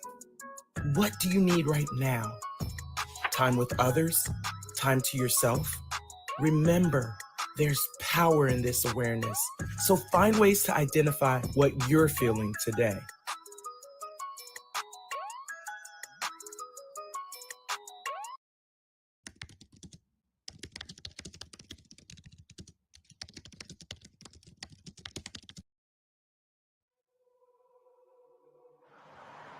At a time when the news seems as subjective as the partisan politics dividing this country, independent professional journalism has become a resource people need to get the honest and accurate information for their lives. That's why I created JQReports.com. As a born and raised Chicagoan, I know this city better than anyone. So my investigative stories are all original, and they'll go deeper to expose the truth by using information obtained from public information databases and in-depth interviews with the leaders and shapers. My feature stories will introduce you to people and businesses who are changing the world, not just Chicago. My missing person stories will spotlight those who you don't hear about in the mainstream media who are often overlooked. If you want to hear my personal views on things around the world, check out my blog site, which is based off of factual information on my life experiences. There's also past episodes of my weekly sports podcast show, What's Up Cuz, that I host with my real-life cousin, Lance Irvin. So if you're looking for all this information and more, check out jcoynereports.com and follow me on Twitter at jcoyne. Every day, we take steps to keep the people we love.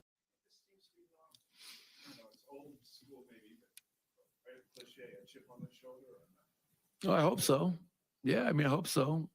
it's whatever we can use for motivation. You know what I mean? And I think a lot of our guys, to be honest, they may not admit this or not. You win game 1 of the playoffs, and all everybody talked about was the Lakers. Let's be honest. That was a national narrative was, hey, the Lakers are fine. They're down 1-0, but they figured something out. No one talked about Nikola just had a historic performance. He's got 13 triple-doubles now, 3rd all-time. Welcome back to Shawn and Maya in the morning on Sports Zone Chicago. You know what? He's right. All they talked about was the Lake Show. All they talked about was, oh, they're good.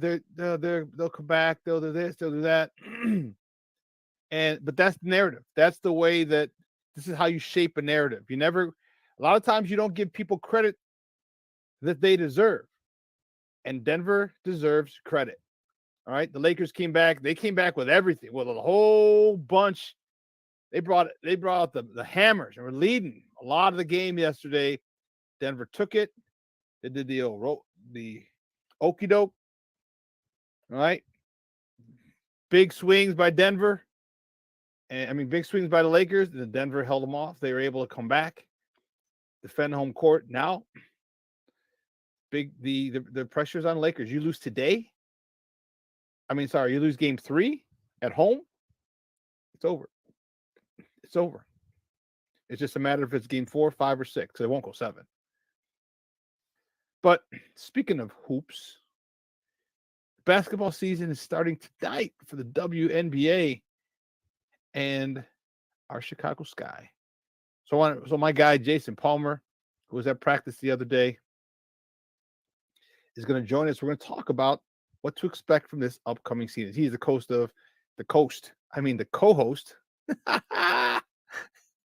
He's the co-host of one of the shows here on Sports Zone Chicago. That's What's Up, Cuz. He hosted with his cousin Lance C. Irvin, and he is you can see it every Monday, 6 to 8 p.m. Central Time, right here on Sports Zone Chicago. You can find him on Twitter at @JCoyden. Guys, just welcome to our show. My guy, Jason Palmer. Jason, what's up, Papa? Hey, man, happy Friday to you. And, man, summertime, shy, kind of sort of weather. It's 70. That counts as summer for Chicago, right? You were at the Sky practice. They start tonight up in Minnesota against the Lynx. It's going to be a different team. All right. There was a mass exodus. 4 of the 5 starters are gone. Candace Parker's gone. Annie Quigley's gone. Courtney Vandersloot's gone. Like, man, dude, like, whew. And Coach James Wade just barely got in. One more player yesterday before the deadline. What's her name? Sika Kone got her in just before the roster. Dude, he's putting stuff together last minute. What can we expect from this team if this, just by the optics of having added players literally minutes before the deadline is due? I think we can expect what happens when you are adding players minutes before the roster is due. That's what I expect this year for the Sky. Look, fans, we have to temper our expectations for this team. For the past 3 seasons, the Sky have actually helped us get through the baseball season here in Chicago, without a doubt. As disappointing as the White Sox have been the last couple of seasons, the Cubs the last 3 seasons, the Sky was a nice alternative to have, culminating with the championship that they got in 2021. But, last year's team, veteran team, went pretty deep in the playoffs, couldn't quite make it. 2020 in the bubble, they started making their run. People really started getting interested in WNBA because you were kind of forced to. There wasn't a lot going on during the pandemic, and the WNBA definitely benefited from that. And here in Chicago, we just happen to have an up-and-coming team at the time. But look, you can't keep living in the past. You have to be realistic about what happened. Right now, the Sky have Kalia Copper is still there. She'll definitely be the leader of this team. And Dana Evans, who I spoke with as well at the practice on Wednesday night, they will be the leaders of this team. Dana Evans is originally from Gary, Indiana, played at Gary Westside. GI, right? And so she's very excited to take over the role that Courtney Vandersloot has held down for so many years with the Sky, being the starting point guard. even though Coach James hadn't officially announced his roster yet, we fully expect Dana to be the starting point guard tonight in Minnesota. And I mean, Shawn, you and I and Lance were talking about it last year during the playoffs when we saw Vandersloot just getting baked on defense, and we were all saying you probably got to play Dana Evans a little bit more because he's a younger player, a little bit quicker on defense. And so I talked to her about that, and she said she is fully ready to step in her role. She is excited about the opportunity to have.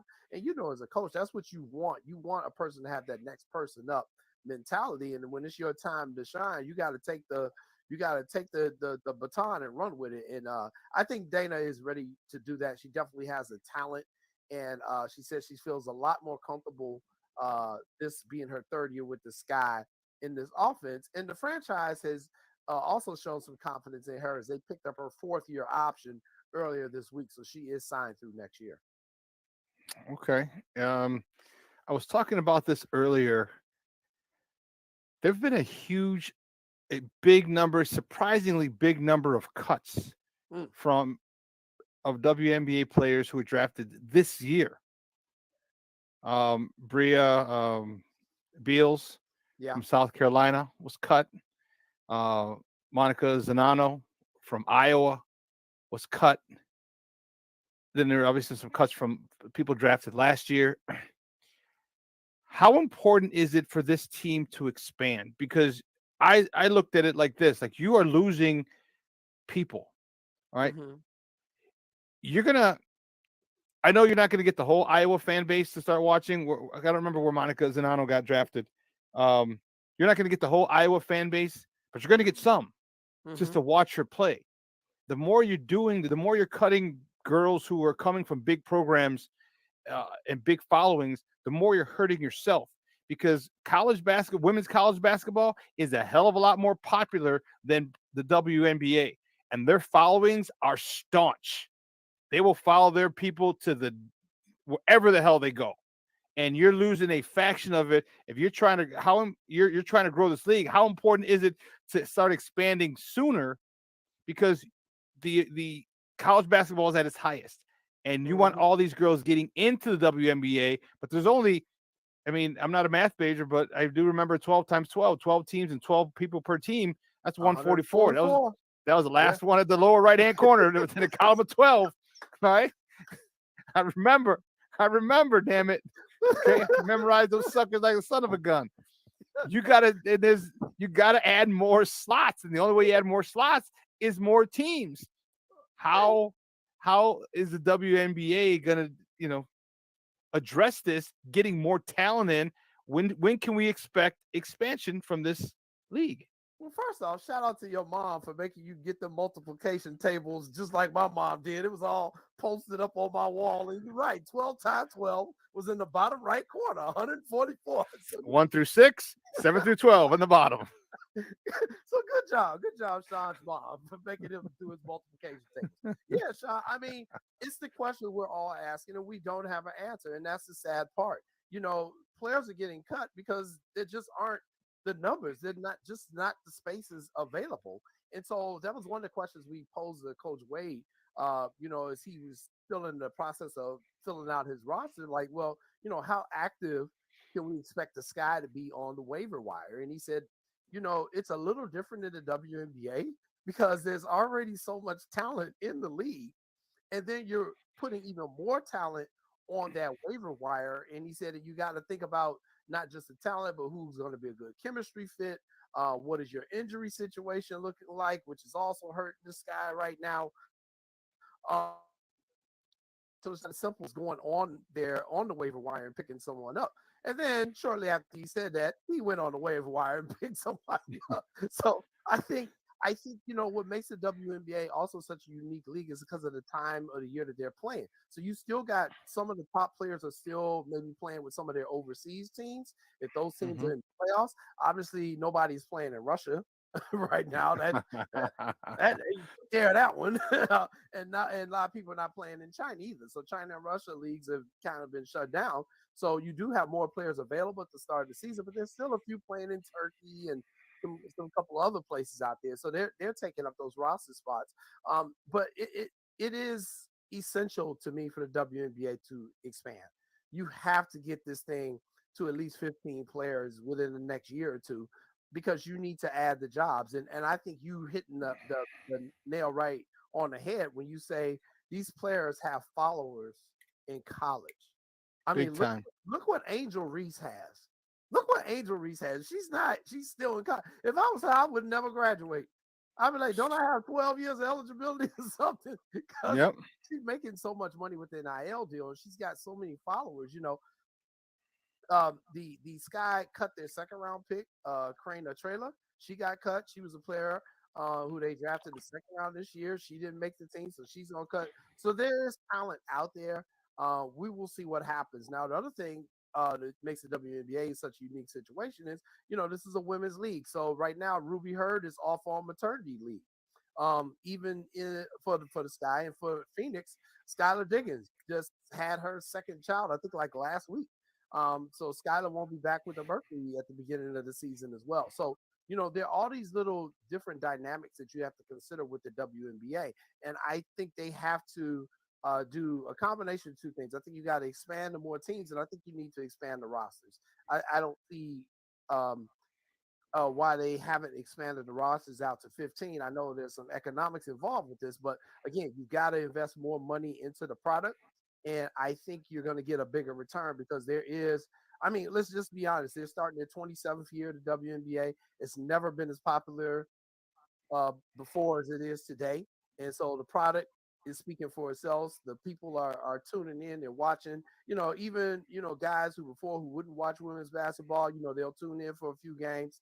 And I think the TV contract deals that they have are great as well. The Sky will be, you can see all their games locally on the U and on the Marquee Network.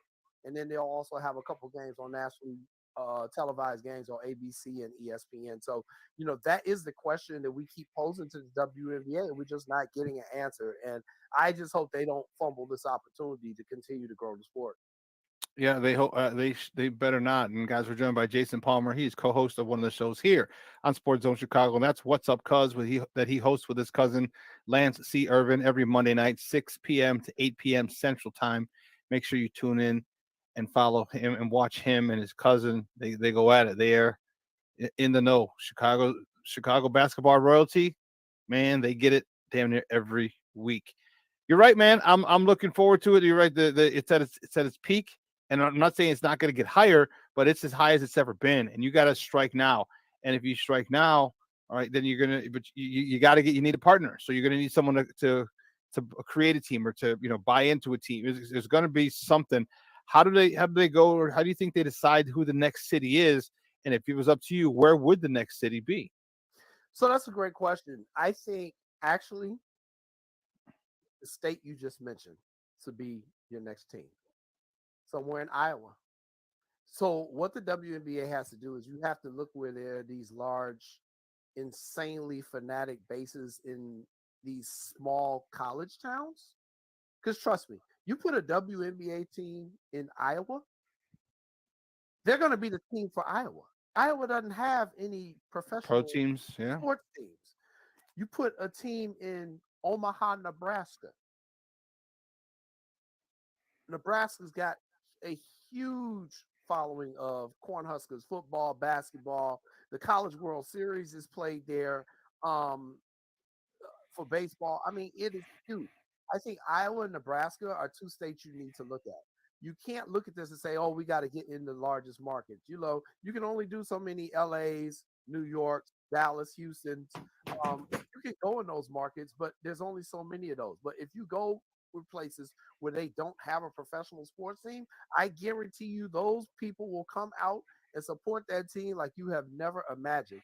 And especially if you're taking players from the large state universities from those states and putting them in your league. Now you're bringing someone who already has a following. This is the politics of sports that we often kind of gloss over, but it is the reality of sport. So I think they should be looking in the Midwest. I think you should be looking at like an Iowa. I think you should be looking at a Nebraska. I think. What about in the Midwest, in the Mid-South, or like in the Carolinas? One, it's a basketball haven. All right, Tobacco Road. Two, now the Dawn Staley. I mean, first of all, UNC is always they still their women's basketball team is still a powerhouse. There's nothing crazy, but they're still rabid fan. Put it this way, they're still rabid fans following that basketball. But now the Dawn Staley's down in South Carolina, tearing stuff up. That following has grown, has multiplied crazy. What about down in New Orleans? Now that Kim Mulkey is down there in LSU, those places that you talked about have good college basketball teams. God forbid one of the teams drafts one of their stars from the state, because we know that never happens. Now you're bringing that, like you said, you're bringing that fan base from LSU right to the New Orleans team, right from South Carolina, right to the Carolinas team. You know what I mean? It doesn't have to be South Carolina. It just could be the Carolina Dream or the Carolina whatever, and it represents North and South Carolina.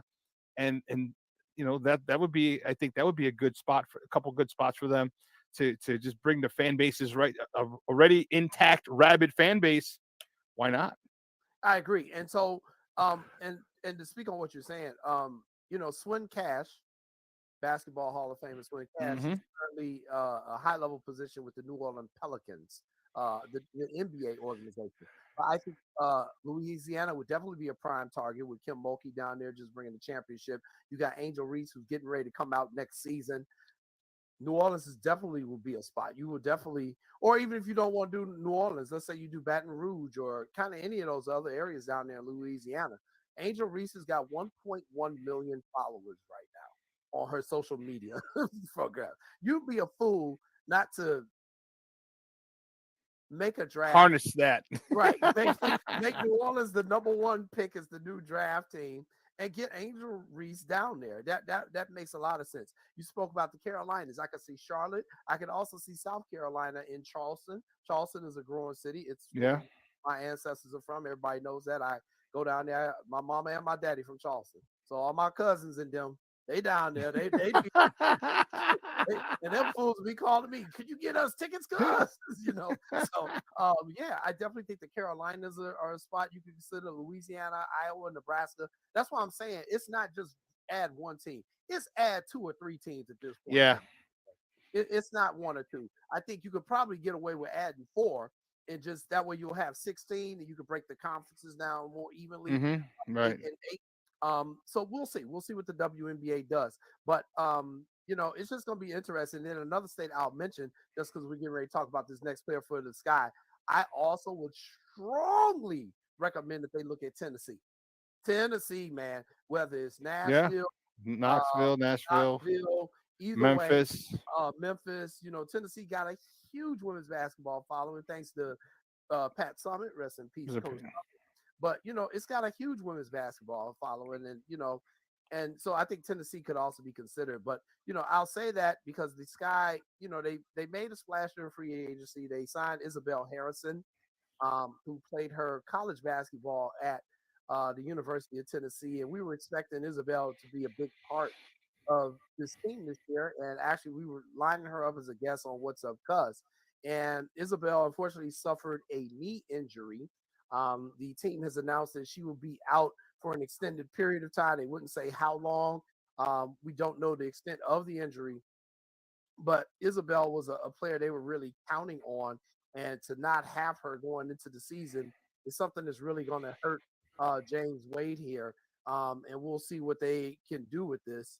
But Isabel will not be with the team for an extended amount of time. So, Coach Wade, I'll say this, going to practice, this is the most I've ever seen James West years that I've known him. This was my first time meeting him in person. He also says hello to you and Maya as well. We're forming a relationship with the Sky to bring more of their people on our network of shows here on Sports Zone Chicago. But you can see the stress on James's face, man. He is not just the head coach, but he's also the general manager. So, he's wearing 2 hats here. And so that's already stressful enough. And then he's dealing with injuries. He's got a player who's off on maternity leave. And God bless Ruthie and her new child. So this is going to be a very challenging season for Coach Wade. I think it's going to be the most challenging that he's had in his time here in Chicago. And we will see what happens. Again, being at the practice yesterday and being able to see them firsthand and seeing the players move around, you can tell that right now they don't have the chemistry. They just don't have it. You put that large influx of players in there, it's going to take some time for everybody to get used to everybody on court and, hey, where are you going to be playing? Hey, where are you going to be playing? But, the ladies are working hard. They're working to get things together, and we'll just see kind of where it goes here. But I think the fans have to realize that 2021 was a great season. It is over. We will always be able to celebrate that 2021 championship, but it's probably going to take a couple years for them to rebuild this thing with the Sky. And I'm just going to be there for all of it because I enjoy covering the WNBA. I like the talent that these ladies possess. And right now, again, with our baseball teams being where they are, I need something else to cheer for right now in this city. So we'll see what the Sky can do, Shawn. And, we're always appreciative of our coverage here on Sports Zone Chicago and how we try to highlight a lot of different sports and highlight our different teams here in Chicago. So it'll be interesting. And to see the full report on the Chicago Sky, you can go to my website, jcordenreports.com. I will have my story up within about a half hour, which is going to preview the season because the Sky, they will tip off tonight up in Minneapolis against the Minnesota Lynx. Jason, great stuff, Papa.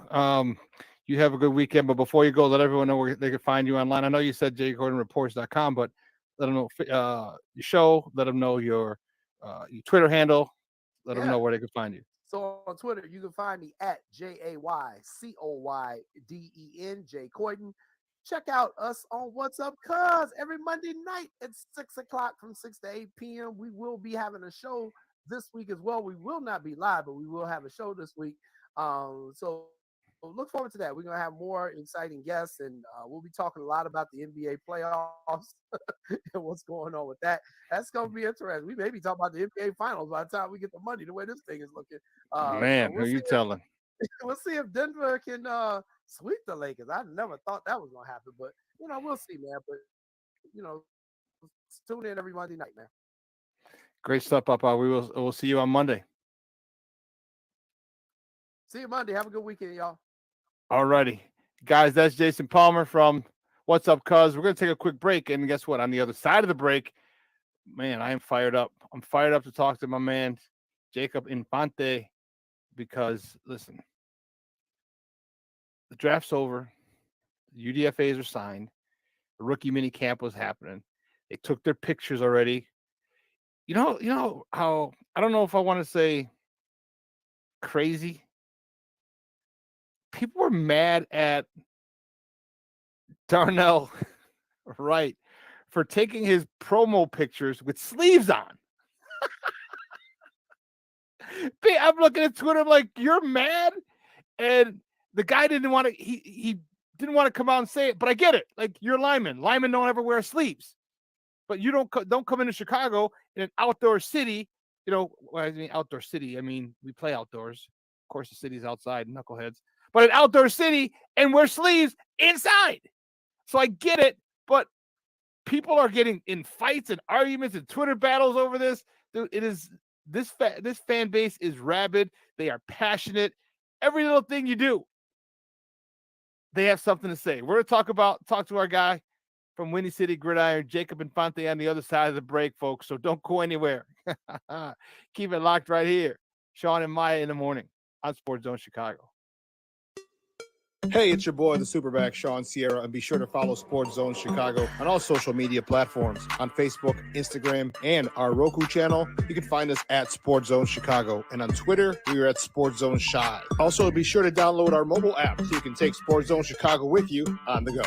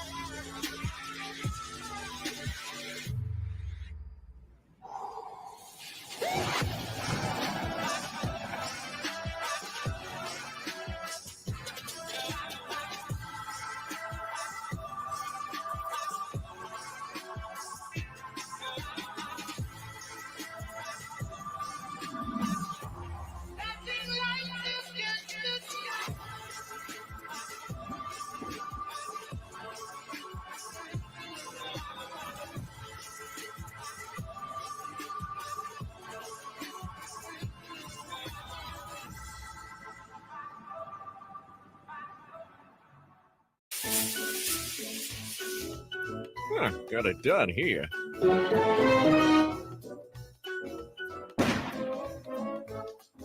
Ouch. And we're gonna make sure you live this time. Ouch.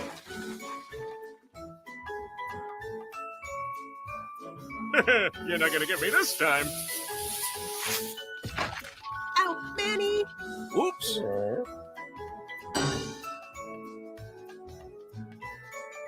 Let's try an easy one.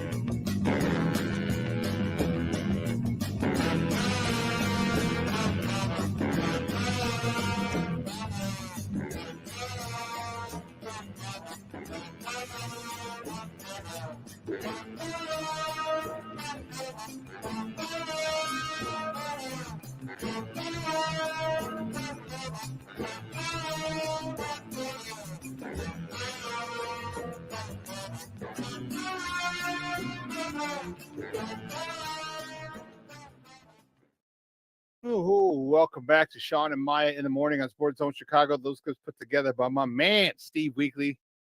Great stuff. That was Roshan Johnson, and a lot of talk about him. I was on a podcast last night, and we were talking about him as well. They're a little more upbeat, some people are saying he's overhyped. It's too much, whatever, right? Good to have our draft picks having a lot of conversation. Okay. Good conversation. And of course, where there's good, there's always going to be bad. Very rarely you're going to find a draft pick where everyone's like unanimous in their decision. People are like, well, you should have got an edge rusher instead of Darnell Wright. You got to rush a passer. Okay, I get it. It's a valid point. But at this point, the hay's in the barn. Okay. The hay's in the barn. There's still some things you can do. Yeah. But my next guest, he and I are going to talk about this, and dude, I'm getting fired up already. I haven't even started talking to him yet. I'm just thinking about this. Talking Bears gets me going. All right. I love this team. I'm a Bear fan through and through. And talking Bears is something that I enjoy. And this guy is the lead draft analyst for Windy City Gridiron. You can find him on Twitter at Jacob Infante24. Guys, just welcome back to Shawn and Maya. Jacob Infante. Jacob, what's up, Papa? How are you? Hey, Shawn. Appreciate you having me, man. Dude, you just graduated, if I'm not mistaken, correct? Yeah, no, just last week, actually, a week ago today. So, congratulations, man. Yeah, no, I appreciate it. So I'm a lot going on. It's a exciting time for sure, but that's making up for the fact that there isn't a whole lot going on with the Bears right now. So I'm certainly not complaining. That's for sure. Well, after the rookie minicamp, there really isn't anything going on. We're just kind of waiting on pins and needles. Does he sign? Do we trade for someone? Do we sign a free agent? Do we, get someone off the street? There's just a lot of hope and a speculation. We haven't talked since the last time we talked was before the draft. So talk to me overall. Give me your. We'll talk about it in the broad sense. Give me your grade for the draft. Just that first, and we'll go into specific picks after that. Yeah, so I think that if I had to give a grade like right now, just off of my own personal board, I'd probably give it a B+. Okay. I think that, Darnell Wright was a very good pick in round 1, and I love what they did in day 3.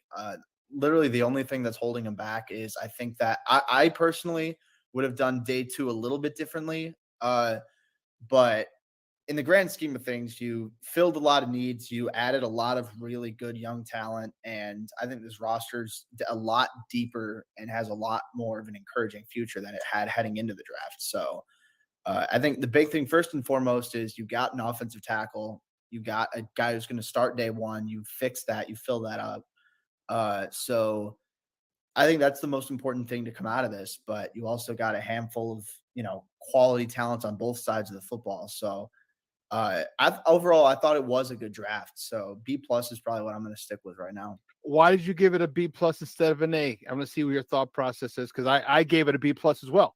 I said a B to B+. My ceiling would be a B+, but B a B+ right now. But why did you give it only a B+ and not an A- or an A like some people gave it? Yeah, so I think that looking for an A, I personally would have done that round 2, round 3 stretch a little bit differently. Uh-huh. I think that Tyreek Stevenson was my favorite pick of the bunch. I think that Really? you needed to get a corner, and you solidified your secondary. If Jalen Johnson doesn't come back, then corner isn't nearly as much of a need. But if he does, then you've got a complete secondary. You don't have to touch that for a while. Then you're also looking at Javon Dexter and Zach Pickens at defensive tackle. I thought Pickens was a little bit of a reach. I personally had him as a 4th-round talent, and they took him with the first pick in the 3rd round. So just off of my own board, I didn't think the value was great. But at the same time, I understand why they took him as high as they did. You're just looking at the length, the size, the athleticism. He's a bit raw. I'm not going to deny that, but the ceiling is high enough that you could justify taking him a little bit earlier than where I had him. And then with Dexter, I think he's going to be a quality starter as well. This is just me. I really liked John Michael Schmitz, the center out of Minnesota. And him among a handful of other players who are available on the board, I thought were fantastic value. Dexter, I thought was solid value. So again, he wasn't the pick I would have made, but you're also looking at one of the worst defensive lines in the NFL. And now you added 2 young guys with high athletic ceilings in Dexter and Pickens. So I don't necessarily know that you're going to look at, I just totally blanked with where I was going, but that rarely happens to me. Dang. All right. Well, I gave it a B+. I gave it a B+ because they didn't attack the edge, and it didn't have to be in the first pick. It could have been in the 2nd or even a 3rd or even day 3. Just give me an edge. And I know you got some UDFAs and stuff like that, but give me an edge. Give me a draft. Spend a draft pick on an edge for me, and I think I would have given it an A. Obviously, we can't truly grade this draft until they actually perform. But for him acquiring the talent to fill specific holes, him addressing the needs, I think he got them. He got almost all of them except for the edge. Had he got an edge, I would have given it an A. Initially, I would have given it an A. But that's why I gave it a B+, because you didn't attack that edge. You didn't address the edge in the draft where you can get a good player. So that's why I went. But everything else, man. I was on a podcast last night, and I was saying I love everything he's done. And we looked at the depth chart, and there's competition everywhere. Jacob. I don't know what I was going to say. There's competition everywhere, and to me, that is why I gave that a B+, because you drafted guys, and they're going to compete. And if they don't win the starting gig, guess what? They will most likely be in a rotation. I'm looking for 4 to 6 guys, maybe even 7, to be contributors, like legit contributors, not just special teams, although that's a very important phase of the game too, but legit contributors on offense, defense this year. Yeah, I think that's a fair expectation. I mean, you're looking at, I think Dexter and Pickens especially, I don't know if either of them are going to start week 1, but they'll definitely be in the rotation. And then down the line, I think there's a chance for them to take that job. And I think, Wright's going to start right away. Stevenson's going to start right away. And then a little bit farther down, you look at Tyler Scott, who, the Bears have a bit of a crowded wide receiver room right now, which is literally the exact opposite problem they had last year. So it's a problem I'll take 100%. And Roschon Johnson, again, I don't know what he was doing, falling as far as he did to 115. I think that, especially if he went somewhere other than Texas, you're looking at him as a consensus top 5 running back in this class. Right. So even with, you've got Khalil Herbert, you've got Deontay Foreman, you have a talented Chicago backfield, but I think Roschon Johnson's going to be able to carve out a niche for himself in that offense. And then Noah Sewell, I don't think he's going to start right away, simply because, Tremaine Edmonds and TJ Edwards, they're not going anywhere. Right. And Jack Sanborn, I think after last year, deserved a shot to be the starting Sam linebacker. And, they're not going to be in base. They're not going to have 3 linebackers all the time. So even when they do, I think Sanborn might be the guy that they go with. But Sewell down the line, I think is starting upside. Absolutely. And especially going off of what we saw from him in 2021, I think he looked a lot more fluid. He looked a lot more dynamic. His 2022 tape wasn't bad at all. It was still pretty good in the grand scheme of things, but it wasn't a 21 tape. Exactly. So that's probably why he fell to the 5th round as it was. But if you can convert him back to what he was in 2021, that's a 1st round pick you were looking at. And he's someone that I personally had as a 1st round grade, granted, very, very early in the pre-draft process, and having a down year that did knock him a bit down my board. But seeing how he tested athletically, you can see that, all right, maybe that athletic ability is still there. And it was just a new defense that Oregon was going with, which, they did undergo a scheme change, and maybe he wasn't necessarily familiar and comfortable there. So a lot of different factors, but I think those guys, if not, obviously, if not on special teams, I think either of them, any of them on offense or defense could end up stepping into a solid enough role. I'm glad you mentioned Noah Sewell because I like him. Yeah. I watched him and I'm like, this guy's not really fast. Like, he hustles. He's got a motor. Don't get me wrong. Yeah. And I said it plenty of times on this show, but I said it again last night. He's the guy that you make sure you don't cut back one too many times because he's coming. Yeah. Right? You cut back that one extra time, you're getting ear-holed. All right. And as a former running back, trust me, getting ear-holed is not fun. not for a 245-pound dude running a 4.6. All right, and you're literally cutting back right into him. That's not fun. Yeah, that's called concussion, white spots that starts flashing in your. Believe you me, that brings back memories. Just those white flashes, like, oh damn, I gotta pull it together because I only got 20 seconds for the next play. But what I do see is a motor. What I do see is violence. What I do see is good hand violence, good hand technique. Yeah, I said I like him. What I think the Bears are going to do, and Coach Williams can do now, you can still run a 4-3, but now he could be your edge. He could be a defensive end. Now you can come stunts with him. Now, defense, you're not dealing with a defensive lineman, but you're dealing with a faster defender that you're going to have to work on. And if you don't get that twist or that stunt, or if you're used to a bigger, more powerful guy, and in comes a little smaller, quicker, faster guy, it could, and just one play, one play here, one play there, one play here, one play there, it really could screw it up. It could be a key 3rd down. I like him in maybe like a NASCAR package. You get some smaller guys in there, like the Giants did back in their Super Bowl run. I just think that Coach Williams, talk to me about Coach Williams. He's got a lot of toys to play with. He's got, you talked about Zach with two C's and Dexter. Those guys can be almost interchangeable to 1 and 3. All right, you got Travis Bell, who's a guy who his takeoff is good. Now we can see if it can translate into this level because he played at a smaller level in college. He's got a lot of toys that he can use. Talk to me about how do you think Coach Williams is going to use all of these toys? Because we haven't even gotten to the secondary yet. Yeah, so I think there's versatility is going to be the name of the game. Like you mentioned, I think both the D tackles are pretty interchangeable where they can line up. I mean, I personally have Dexter as a 1 and Pickens as a 3, but I've seen Dexter thrive from, a 3 technique in certain packages. I've seen Pickens kick inside as a 1 or a nose or even as far out as a 5. So there's really a lot of different alignments that you could utilize with those guys alone. Sewell, I think, is one of the better blitzing linebackers in this class. And I think when you have his size and his straight line quickness, I mean, it makes sense to project him in some packages as an edge rusher. So, I'd like to see, obviously, if he can add a little bit more in terms of his hand usage and the arsenal he has as a pass rusher. But even with that said, just his size and his speed alone, I think he could be one of the more valuable blitzing linebackers in this class.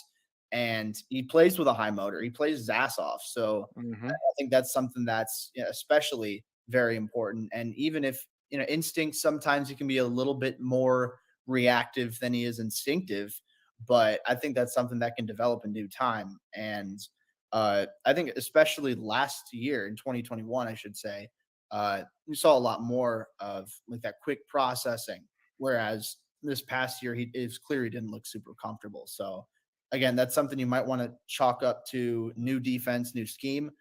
But yeah, and then just along that defensive front, and Travis Bell, he's a guy who's going to be, interesting to watch to see if he can crack the roster.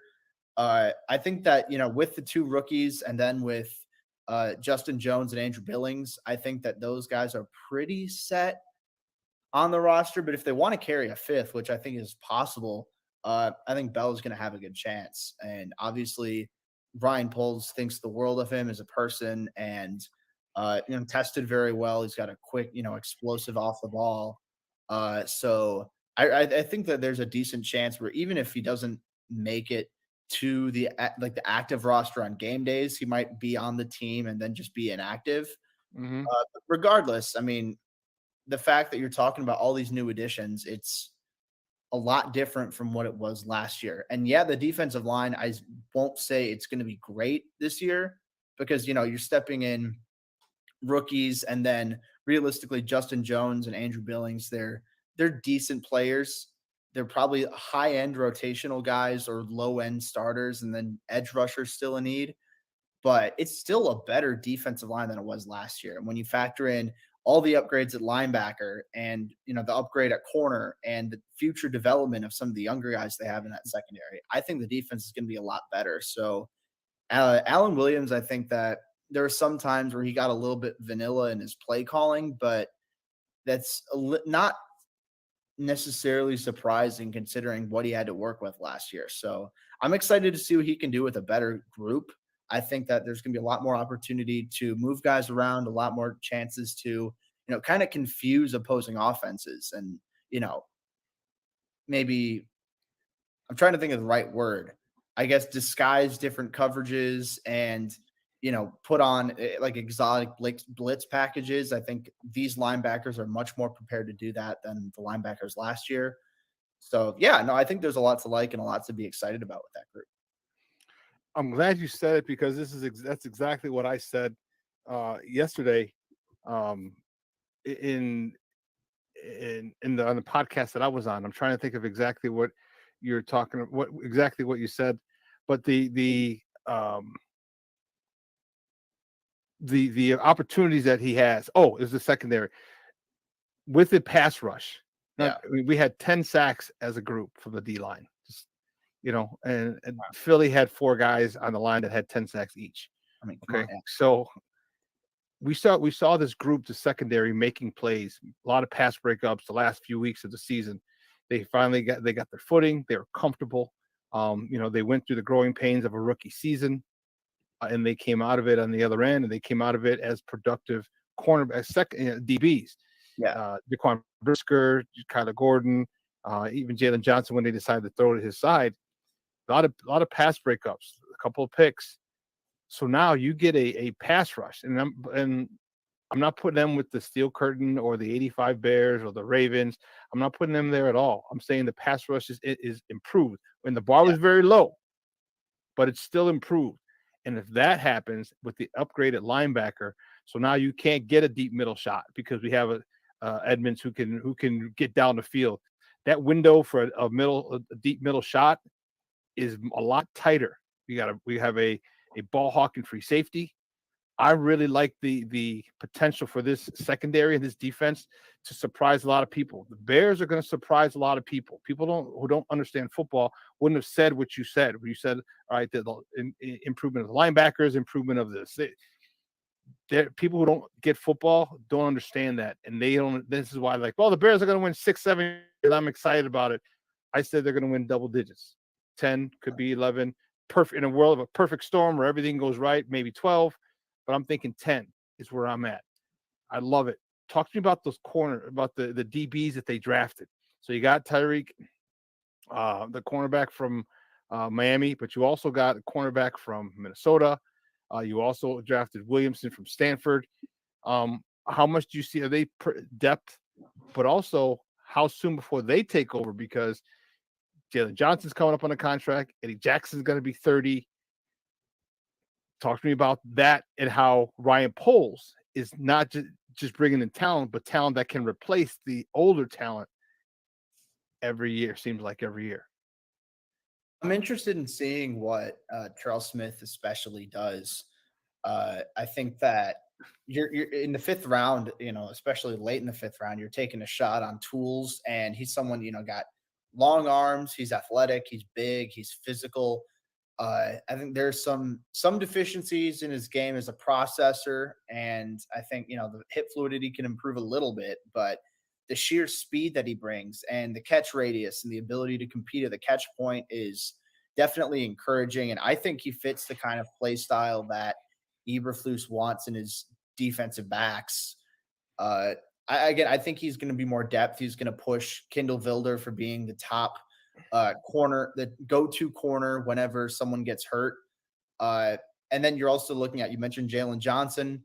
His contract expires. Kendall Vilder's contract expires at the end of the year. So that's but two guys. Jalen Johnson's got that shoulder that keeps messing up. So you can't expect him to play 17 games this year. No, absolutely. So I think that Smith was a real good flyer to take in round 5. Maybe not as polished or maybe as high of a ceiling as a Roshan Johnson or a Noah Sewell or a Tyler Scott, the other guys they took on day 3. But I still think that there's potential for him to be, if not a solid starter, then a valuable special teamer and a good depth piece.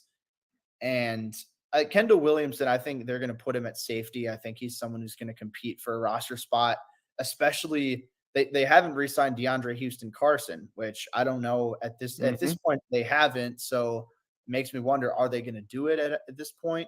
So either way, you're looking at Elijah Hicks and Kendall Williamson, at least in my eyes. Those are the two safeties that are probably going to back up Eddie Jackson and Jaquan Brisker.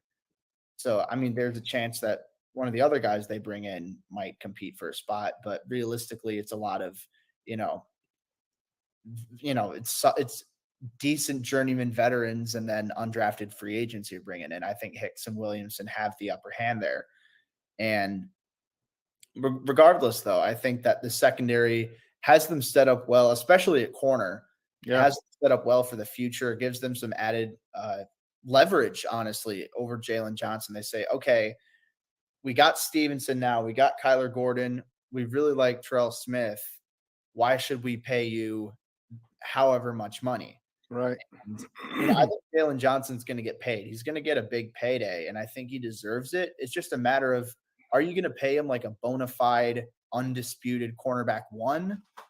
I mean, I think that's what he'll ask for, but I don't think that's what the Bears should be or will be willing to pay at this point. So I'm interested in seeing what happens with that. But either way, if the Bears are able to re-sign him, great, because then you got him and Kyler and Tyreek Stevenson in the long run. Those are your 3 corners. Yep. You got some serious control over your secondary there. And which I think is massive, especially after what they've dealt with at corner over the last couple of years. So, yeah, I'm absolutely interested in seeing what not just this year, but the long-term future at corner is going to be, because I think they have a lot of different options now that they didn't necessarily have that flexibility heading into this offseason. Yeah, the cornerback situation is that's pretty. That's pretty. If Johnson walks, okay, no problem. You're losing a guy, but also, you're going to have Terrell Smith, who's there, all right, getting his rookie year out of the way, but also getting his rookie year watching, okay, Jalen Johnson, watching, all these guys, and believe me, watching is a huge help. Not as good as playing, but watching, you can kind of shorten the learning curve when you watch other people who've done it for a while. Yeah. And my hat goes off to Ryan Poles for, one, creating competition at every spot except quarterback, but we don't need it there. But 2, preparing for the exodus of players. It's you talk about what great general managers do. He's not building this for today, for 2023. He's building it for 2024 and 2025 and 2027 and 2029 and 2031. Yeah. He's building it to the point where if one guy goes down like Smith, you talked about him, He's a good corner, good, solid physical corner. We're looking at two solid physical corners on the edges. Okay. This is what we want in a cover two scene. Guys who can separate receiver from ball, like Jaquan Brisker. We're going to have some hard hitting DBs. And I love the depth that the competition that he's created, the depth he's created. And I love how he's looking at this big term. And he told us, but Jacob, that's the crazy part. He told us what he was going to do. He's never been, he might have even talked too much. I think he talks too much, but he told us exactly what he's going to do. Yeah. How he's going to draft, the type of people he's going to draft. He wants competition at every level. He's great character guys. He's told us point blank, he's done it, and we're just freaked out because we've never had a general manager who told us what he's going to do and follow through. Yeah, and it's kind of nice to have that level of transparency because there have been some instances where, in past regimes, it's kind of like, I don't know, either he's not following through with some of the promises he made, or I don't really get why he went in this direction. So it's definitely fun from a fan's perspective, from at least in my case, someone who's like pseudo media, to be able to hear from the general manager and being able to analyze really what he's planning on doing. So I know there's certain information that we, in the general public don't have access to. So it could make it a little bit tougher to really pin down exactly which guys fit that bill. But the more information that comes out about, some of these especially high character guys, and you factor in the athleticism, you factor in the positional value and the needs they have, it really starts to make a lot of sense with what polls and what this organization's really been emphasizing. It really has. And guys, we're joined by Jacob Infante from Windy City Gridiron, talking Bears football right here on Shawn and Maya in the morning on Sports Zone Chicago. I'm going to talk real quick offensively, then I want to talk about potential trades for an edge. But talk to me about the Rashawn Johnson acquisition, a draft, and also the Tyler Scott draft. It seems like, again, Ryan Poles has said, hey, listen, we're getting a guy. We are hedging our bets. If Darnell Mooney, who's going to be a free agent, is coming up, if Velus Jones, their guy who they drafted, doesn't pan out, you got a guy in Tyler Scott who can do just about everything that those two can do. Yeah. So when you're looking at the wide receiver room, I do think that Scott fits Darnell Mooney's play style a little bit better. Obviously, being a smaller receiver, being a speedy guy, someone who can create separation. Very speedy. Oh, absolutely. I think he's someone, he does fit that Darnell Mooney archetype much better than he does a Chase Claypool, but I'm not 100% sold that means the end for Darnell Mooney over Claypool. So we'll see what happens. I think they're going to be willing to play it out with the season and then determine from there who's going to get the boot and who's going to get re-signed. But, at the same time, I think Scott, he's fitting in right now as probably the wide receiver 4. I'd take him as having a bigger, pure, like bona fide wide receiver role than Velus Jones. Maybe Equanimeous St. Brown might outplay him in snaps early on just because of the blocking ability that he has. But I think in terms of offensive touches, to expect more from Scott this year. And down the line, he's someone, I had him as my 9th overall receiver in the class. So Okay. Top 10. And I thought of him as the round 3 talent. So to get him in round 4, I was especially a big fan of. So maybe not right away. I think the top 3 wide receivers are pretty set in stone, but I think Scott has the potential to be, a solid slot receiver at the next level, a quality starter. Maybe not like an elite player by any means, but in round 4, if you can get a solid starting wide receiver, I mean, that's tremendous value. So yeah, with Scott, I was a big fan of that addition. And then Rashawn Johnson, I mentioned if he didn't play at Texas behind Bijan Robinson, a lot of people would be viewing him as a top 5 back in this class, because you're looking at the sheer size that he has, the power, the straight line speed, the blocking ability, the vision. There's really a lot to like there. And sure, he's not the most dynamic sideline to sideline type of, juke multiple guys out on one run, but he doesn't have to be with the momentum that he brings, with the toughness he runs with the precision he has in his movements. I really think that there's a lot to like with him at the next level. And I think the skill set he has could really see him develop into a starting running back at the next level. And I've been on the record for saying I think he'll develop into the lead back in Chicago. I don't want to say a bell cow, because when you have Khalil Herbert and Deontay Foreman, you want to get them involved in the offense. And I think they will, especially early on in the year. But I think Roschon Johnson's too talented to just have sitting on the bench. So I'm going to be interested in seeing what he can do.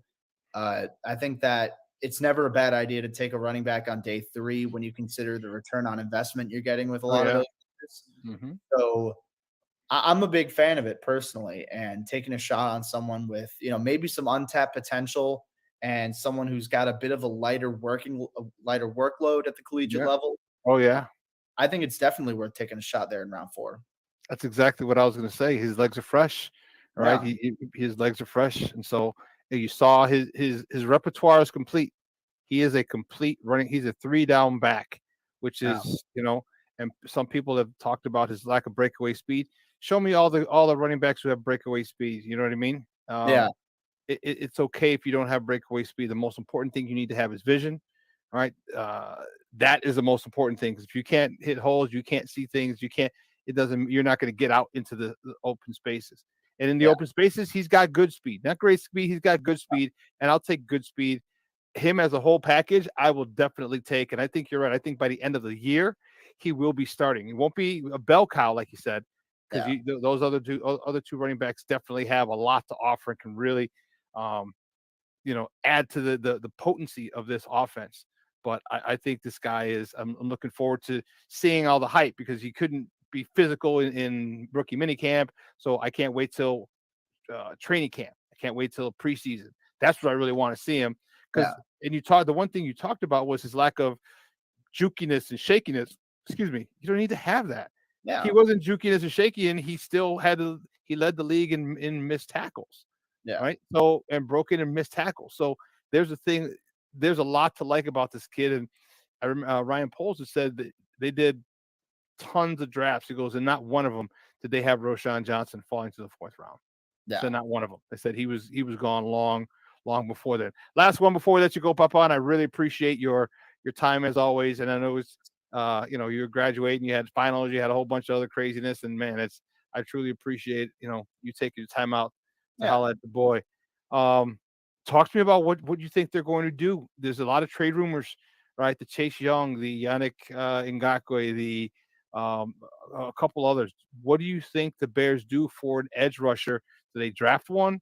Do they trade for one, or do they just sit back and let next year's draft picks, which one will be pretty high in the 1st round, do they wait until then? What do you think they do for the edge? So I think they'll bring in some sort of veteran. I think there are, too many guys out there in free agency to not take a shot on. Okay. Whether it's, Yannick Ngakoue or Frank Clark or Justin Houston or something like that.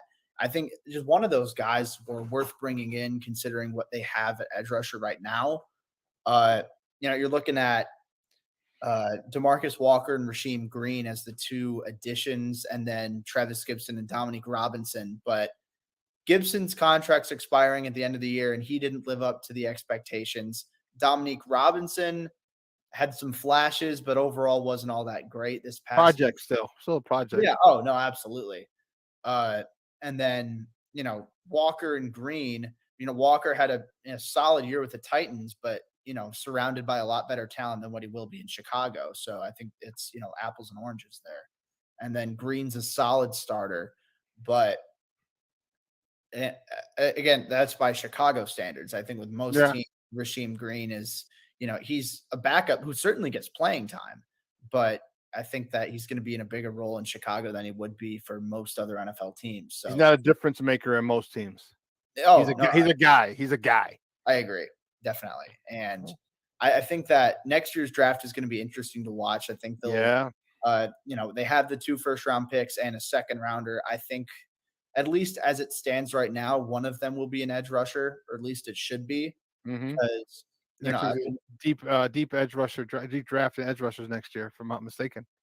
Yeah. No, I don't think there's like a Will Anderson caliber prospect, but there are a lot of guys who could go round 1, early round 2, and I think that's really going to benefit Chicago. So I'm interested in seeing how the class plays out for the rest of the year, and then, but in the short term, though, I think free agency is going to be the move. I don't know if there's anyone I'd trade for, especially now that Carl Lawson's contract got readjusted, so he's going to stay with the Jets. Mhm. I don't know. I'd look into Chase Young, but I think the price might be a little bit too steep for someone who you're going to have to pay soon and who's dealt with injuries. But if you can get him for the right price, then that's obviously something that you should consider because he's been a baller when he's healthy. When he's healthy, that's so true. So, hey, Jacob, great stuff, Papa. I truly appreciate it. Do me a favor though, let everyone know where they can find you and your work online.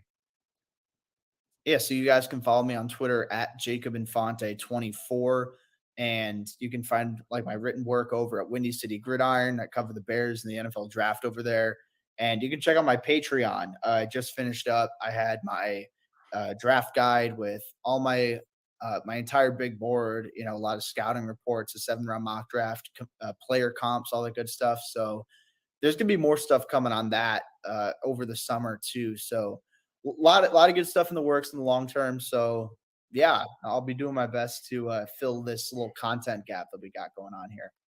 Dude, great stuff, Papa. I appreciate it. Where are you at school? Where do you go to school? I just finished up in Mizzou. Okay.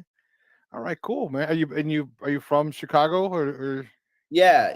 No, so I'm from the Chicago suburbs. I'm a Plainfield guy. Okay, you're not too far from me. Then I'm in New Orleans now. So. Oh, nice. Okay. So Yeah, okay. so I'm I'm back home for a bit, and then we'll see. Figure it out. Okay, hey, dude, great stuff. As I said, as always, man, and looking forward to more of your work coming out. We will talk soon, and I'm looking forward to the season, man. This is going to be a really, really good season. You know what? What do you think the record is? Give it ballpark figure. I said 10. I said minimum 10 wins, and people look at me like I'm stupid. It happens a lot, but nonetheless, I said 10 wins. There's just too much going on, too much good going on. Yeah. I said 10 minimum. I said 10 wins. And what's your prediction, give or take? So I think it's going to be somewhere in the ballpark. I had 9 and 8. Okay. I do think there's going to be, a pretty big jump in wins, and that's not tough to do when, you finish 3-14 and you have the worst record in the league. I think, like the improvements they've made, the developments I'm expecting from their young guys, and the schedule, like there aren't a lot of games where I'm like, okay, they're going to lose this game. There are a lot of them that are toss-ups, and I think some of them won't go the Bears' way, but I do think a decent amount of them will. So unlike last year when we lost all those by 1 score. Exactly. Yeah. And, the fact that they were playing so tight with, not a great roster, I think that does say a lot. So if they can maintain that competitive edge with, what is, objectively a more talented and more efficient roster, then I think they'll be in a lot of those games. So I'm going 9 and 8. I feel like that's a little bit safer. That gives some leeway for, okay, they'll win some of these toss-up games, they'll lose some of them. But I think there's potential. I think the worst case is like 7 and 10, but the best case, I do agree, is like a 10 and 7 or maybe 11 and 6. So I'm splitting the difference. I'm going to go 9 and 8. I think they'll be in the wild card race for sure, though. Really? You don't think they're going to vie for the title? You don't think not this year? Not this year. I want to see who do you got in the title, the top of the division then? Top of the division, I'm gonna say Lions. I'm gonna say the Lions. I think that you saw down the stretch they're a much better team than they've been in years past, and I think the development and just gelling together, I think that's gonna help out. I don't know how high the ceiling is once they get to the playoffs, because I don't know how a Jared Goff is gonna fare once he faces like Jalen Hurts in the divisional round, but yeah, no, I think the Lions will take that, but it's going to be a really competitive division this year. I think that mean, they got the guys out for 6 games. We want to gamble and shit. Yeah. And I just think Detroit hurt themselves. They're going to do something because I agree with you. I think they play hard. I think they've been markedly better in the last ever since Campbell took over. That dude's a son of a gun, boy. He got them lined up and fired up. Yeah. But they just until proven different, they're going to Detroit themselves. They're going to do something stupid, drop a touchdown in the end zone, like DeAndre Swift, even though they got rid of him. Wide open, drop it. They're going to do something that's going to screw them over. And in this case, how many people are suspended for gambling for the first 6 games? Like there's a Detroit Lions Lioning themselves. Always something. And in Green Bay, we don't know what the hell's going on with Green Bay. It's their receivers, their new quarterback, and then Minnesota. Are they going to get rid of Dalvin Cook? Are they going to? So I don't know. I think they might vie for the title, and they may end up with a wild card. So yeah.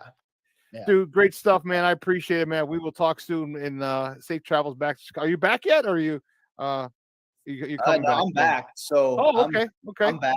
I'm doing my. Oh, dude, it was last week, so you're not gonna stay in school for. No, of course. Yeah. So I'm doing my thing for the week. I'm going on vacation with family next week, and then from there, I'm finalizing some job stuff. So get my nose to the grindstone, and by June I'll be rocking and rolling. Cool. What did you major in? So I majored in. So it's a marketing major, and I'm doing like a certificate in sales and customer development. So I'm trying to do sales full time. Okay. I've had a lot of people ask, about, like journalism and media and stuff, but I'm loving what I'm doing right now. I think that the flexibility and all that I have with, Windy City Gridiron and, having control over like the type of stuff I want to write and I want to say, I love that. So I'm happy with where I'm at right now, but that's where I'm thinking sales is probably the full-time gig for me. Dude, good stuff, man. Good stuff. Good luck with that. And we'll be in touch, bro. It's going to be a great Bear season, so we're going to have you on soon. So look forward to that again. All right? Yeah, for sure, man. Appreciate it. All right, Papa. Thanks. We'll talk soon. We'll see you. Bye. Guys, that's Jacob and Fondy from Windy City Gridiron. Man, oh man, got me fired up talking Bears. Woo-hoo, Charlie. Woo! Yes, listen, we got to take a quick break. And the other side of the break is the final break of the show, final break of the week. And we're gonna wrap it up and put a nice little red bow on it. So don't go anywhere, folks. Keep it locked right here. Shawn and Maya in the morning on Sports Zone Chicago.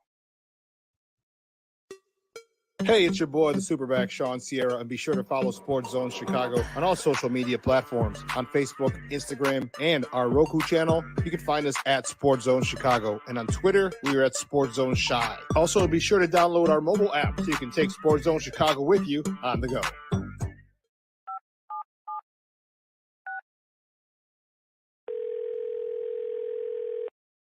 Yeah, hello. I'm really not sure if this is what you all do, but I really don't have anywhere else to turn. Hi. I don't even know why I'm calling right now. I'm sorry. My thoughts are going a mile a minute. My kids are out of state. My buddies from the army are all gone now. I'm really alone. I left the service last year. My mom just passed away a few months ago. I miss so much time with her. I keep getting calls about the bills, and I'm trying to get a job, but I feel so stuck. Okay, ma'am. I'm glad you called. Okay, sir. Let's stay on the line and walk through some things. Thanks. Okay. Thanks a lot. Thank you. We're looking for a few heroes, mentors, trailblazers, innovators. A passion to change lives, spark curiosity, open hearts, and awaken minds. Help students answer the question, who am I? This could be your calling, but this is no job. It's the journey of a lifetime. Be a hero. Be a teacher. Every day, we take steps to keep the people we love safe, but some health risks are easy to miss. Ticks hiding in the yard can spread germs, like the ones that cause Lyme disease. Mice searching for food can spread bacteria that makes us sick. Mosquitoes lay eggs in standing water and can spread West Nile virus and more. Cockroaches are drawn to water in the home, leaving behind allergens that can trigger asthma attacks. Common pests can threaten our health. Learn how to protect your family at pestworld.org. Mental health and learning disorders don't discriminate. 17 million children and adolescents in the United States live with disorders like anxiety, depression, ADHD, and dyslexia. Less than half get the help they need to thrive. Help the Child Mind Institute change these children's lives.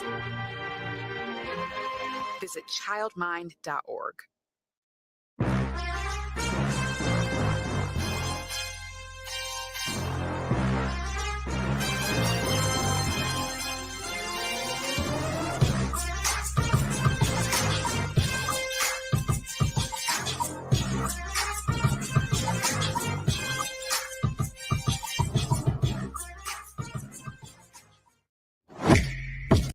Season at 2-1.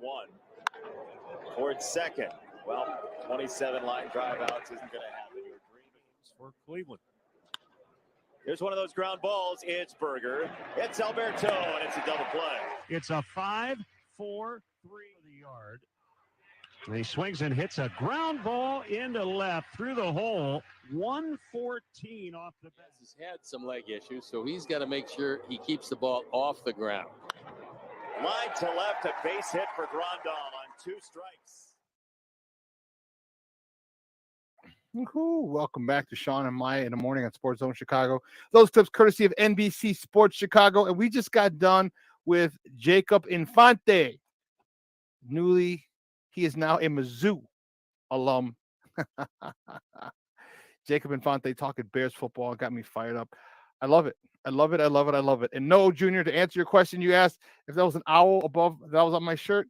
I know you're being a smart ass, but no, it is the Warriors. You know, it's Flashback Friday, so I usually wear a shirt, a flashback shirt, a classic shirt, and it's not an owl. It is their logo from the Warriors. You know what? I looked and they have a vest, and I've been thinking about getting it. It just for shits and giggles. Getting a vest. Getting better. I got to get a little more cut, which I'm going to the gym a little later today. And just wear it like out for the summer one day. Just, out, a nice little warm day, and just wear it. I think it would spark a lot of conversation with people, especially people of a certain age group. It would definitely spark a conversation. So yeah, they sell them on eBay. So I think I may bid on one in the near future and get one. Hell, I might even wear that on the show. Although I'd probably wear a shirt underneath it. I don't want you guys looking at me and drooling, you psychos. I'm just kidding. Just kidding. I got jokes, baby. Hey, listen. A lot going on this week. Make sure you check it out. Sox are home. I'm heading to the game tomorrow. I still need 2. I got one person waiting, but I still need 2 people to go with me to get the pullovers. Did I erase it? I think I did. They got the pullovers that they are giving away tomorrow. No, I didn't. This one. Dude, those are nice. And then they had the tickets. The tickets. I just saw it. Then they had the commercial for it. First of all, the commercial they had for it was straight stereotypical Bridgeport wise guys. Like a whole bunch of Italian guys is like, how you doing? How you doing? And wearing the pullovers. Those are nice. So I looked, and the pullover or the cheapest tickets are $11, not $7. They've gone up. So I'm trying to getting 4 tickets. I just need 3 other people or 2 other people to go with me. I have one person I'm waiting on to go, and literally just go, get in, grab it, walk right out. Not even get in the stadium. Not even go up the stairs into the stadium. Get it, turn right around, walk out the exit, go grab a drink at Cork and Carries or Turtles, or just head home. Go grab some breakfast. Who knows? But it's gonna be. I can't wait. If I get it, put it this way: if I get I'll get that. I should wear that on Monday. I'll wear that zip up on Monday. That'll be dope. So I need 4 of them: one for me, one for mom, one for my tia, and one I may just sell. Or you know what I might do, which is really good? Keep it. I kept last year's one. Keep it. Just put it in a plastic bag. Keep it, because imagine 5 years, 7 years from now. Okay, you pull that out and you wear it. Like, oh man, that's dope. That's dope. Where'd you get that? Where'd you get that? I'll be like, don't worry about it. Don't worry about it. Oh man. Well, listen, 3 hours is come and gone. Unbelievable. I want to thank my guests today. We had a phenomenal. Was I lying to you? I wasn't lying. We had a phenomenal show for you. Brandon Scoop B. Robinson kicked it off at 10 o'clock, talking NBA playoffs, talking Bulls basketball. Then my guy Jason Palmer joined, talking WNBA basketball as the ladies get ready to kick off the season tonight up in Minnesota against the Lynx. And then Jacob Infante. We just got off with Jacob Infante talking Bears. What a great, great show. Just keep it locked right here, folks, on Sports Zone Chicago. What's up, cuz? I'm sorry. Second City Sports is next here. They'll take you from 12 to 2, a little after 12, or 12:15 to 2:15. They're going to take you on a ride, and they're going to talk some WNBA. They're going to talk some basketball, NBA playoffs. They're going to talk some Sox, some Cubs. So keep it here. Lakina McGee and Sydney Brown on Second City Sports coming up right here on Sports Zone Chicago. So we're going to take a 69-hour break, and on the other side of the break, okay, we are going to see you on Monday. Same bad time, same bad channel, 9 a.m. to noon Central Time. So listen, enjoy the weekend. It's going to be supposed to be rainy today. That's all right. That's fine. Enjoy the weekend. Remember, really, really just have fun with your loved ones. Enjoy it. It's Summertime Shy is right around the corner. So let's make sure that you spend time with your loved ones. Get out, do some cool stuff. And we will see you on Monday. Get your sports fix in. All right. For the weekend, a lot of sports. And we will be back Monday, 9 a.m. to noon. So for my guy who puts everything together, Steve Weekly, for our executive producer, Elliot Baez, for our social media guy, Clarence Council III, and for my co-host in absentia, Maya Akai, I'm your boy, the Superback. I'm your boy, the Superback, Shawn Sierra. You guys have a good weekend, a great weekend. And guess what? I will see you on Monday. Your boy, the Superback. I'm out.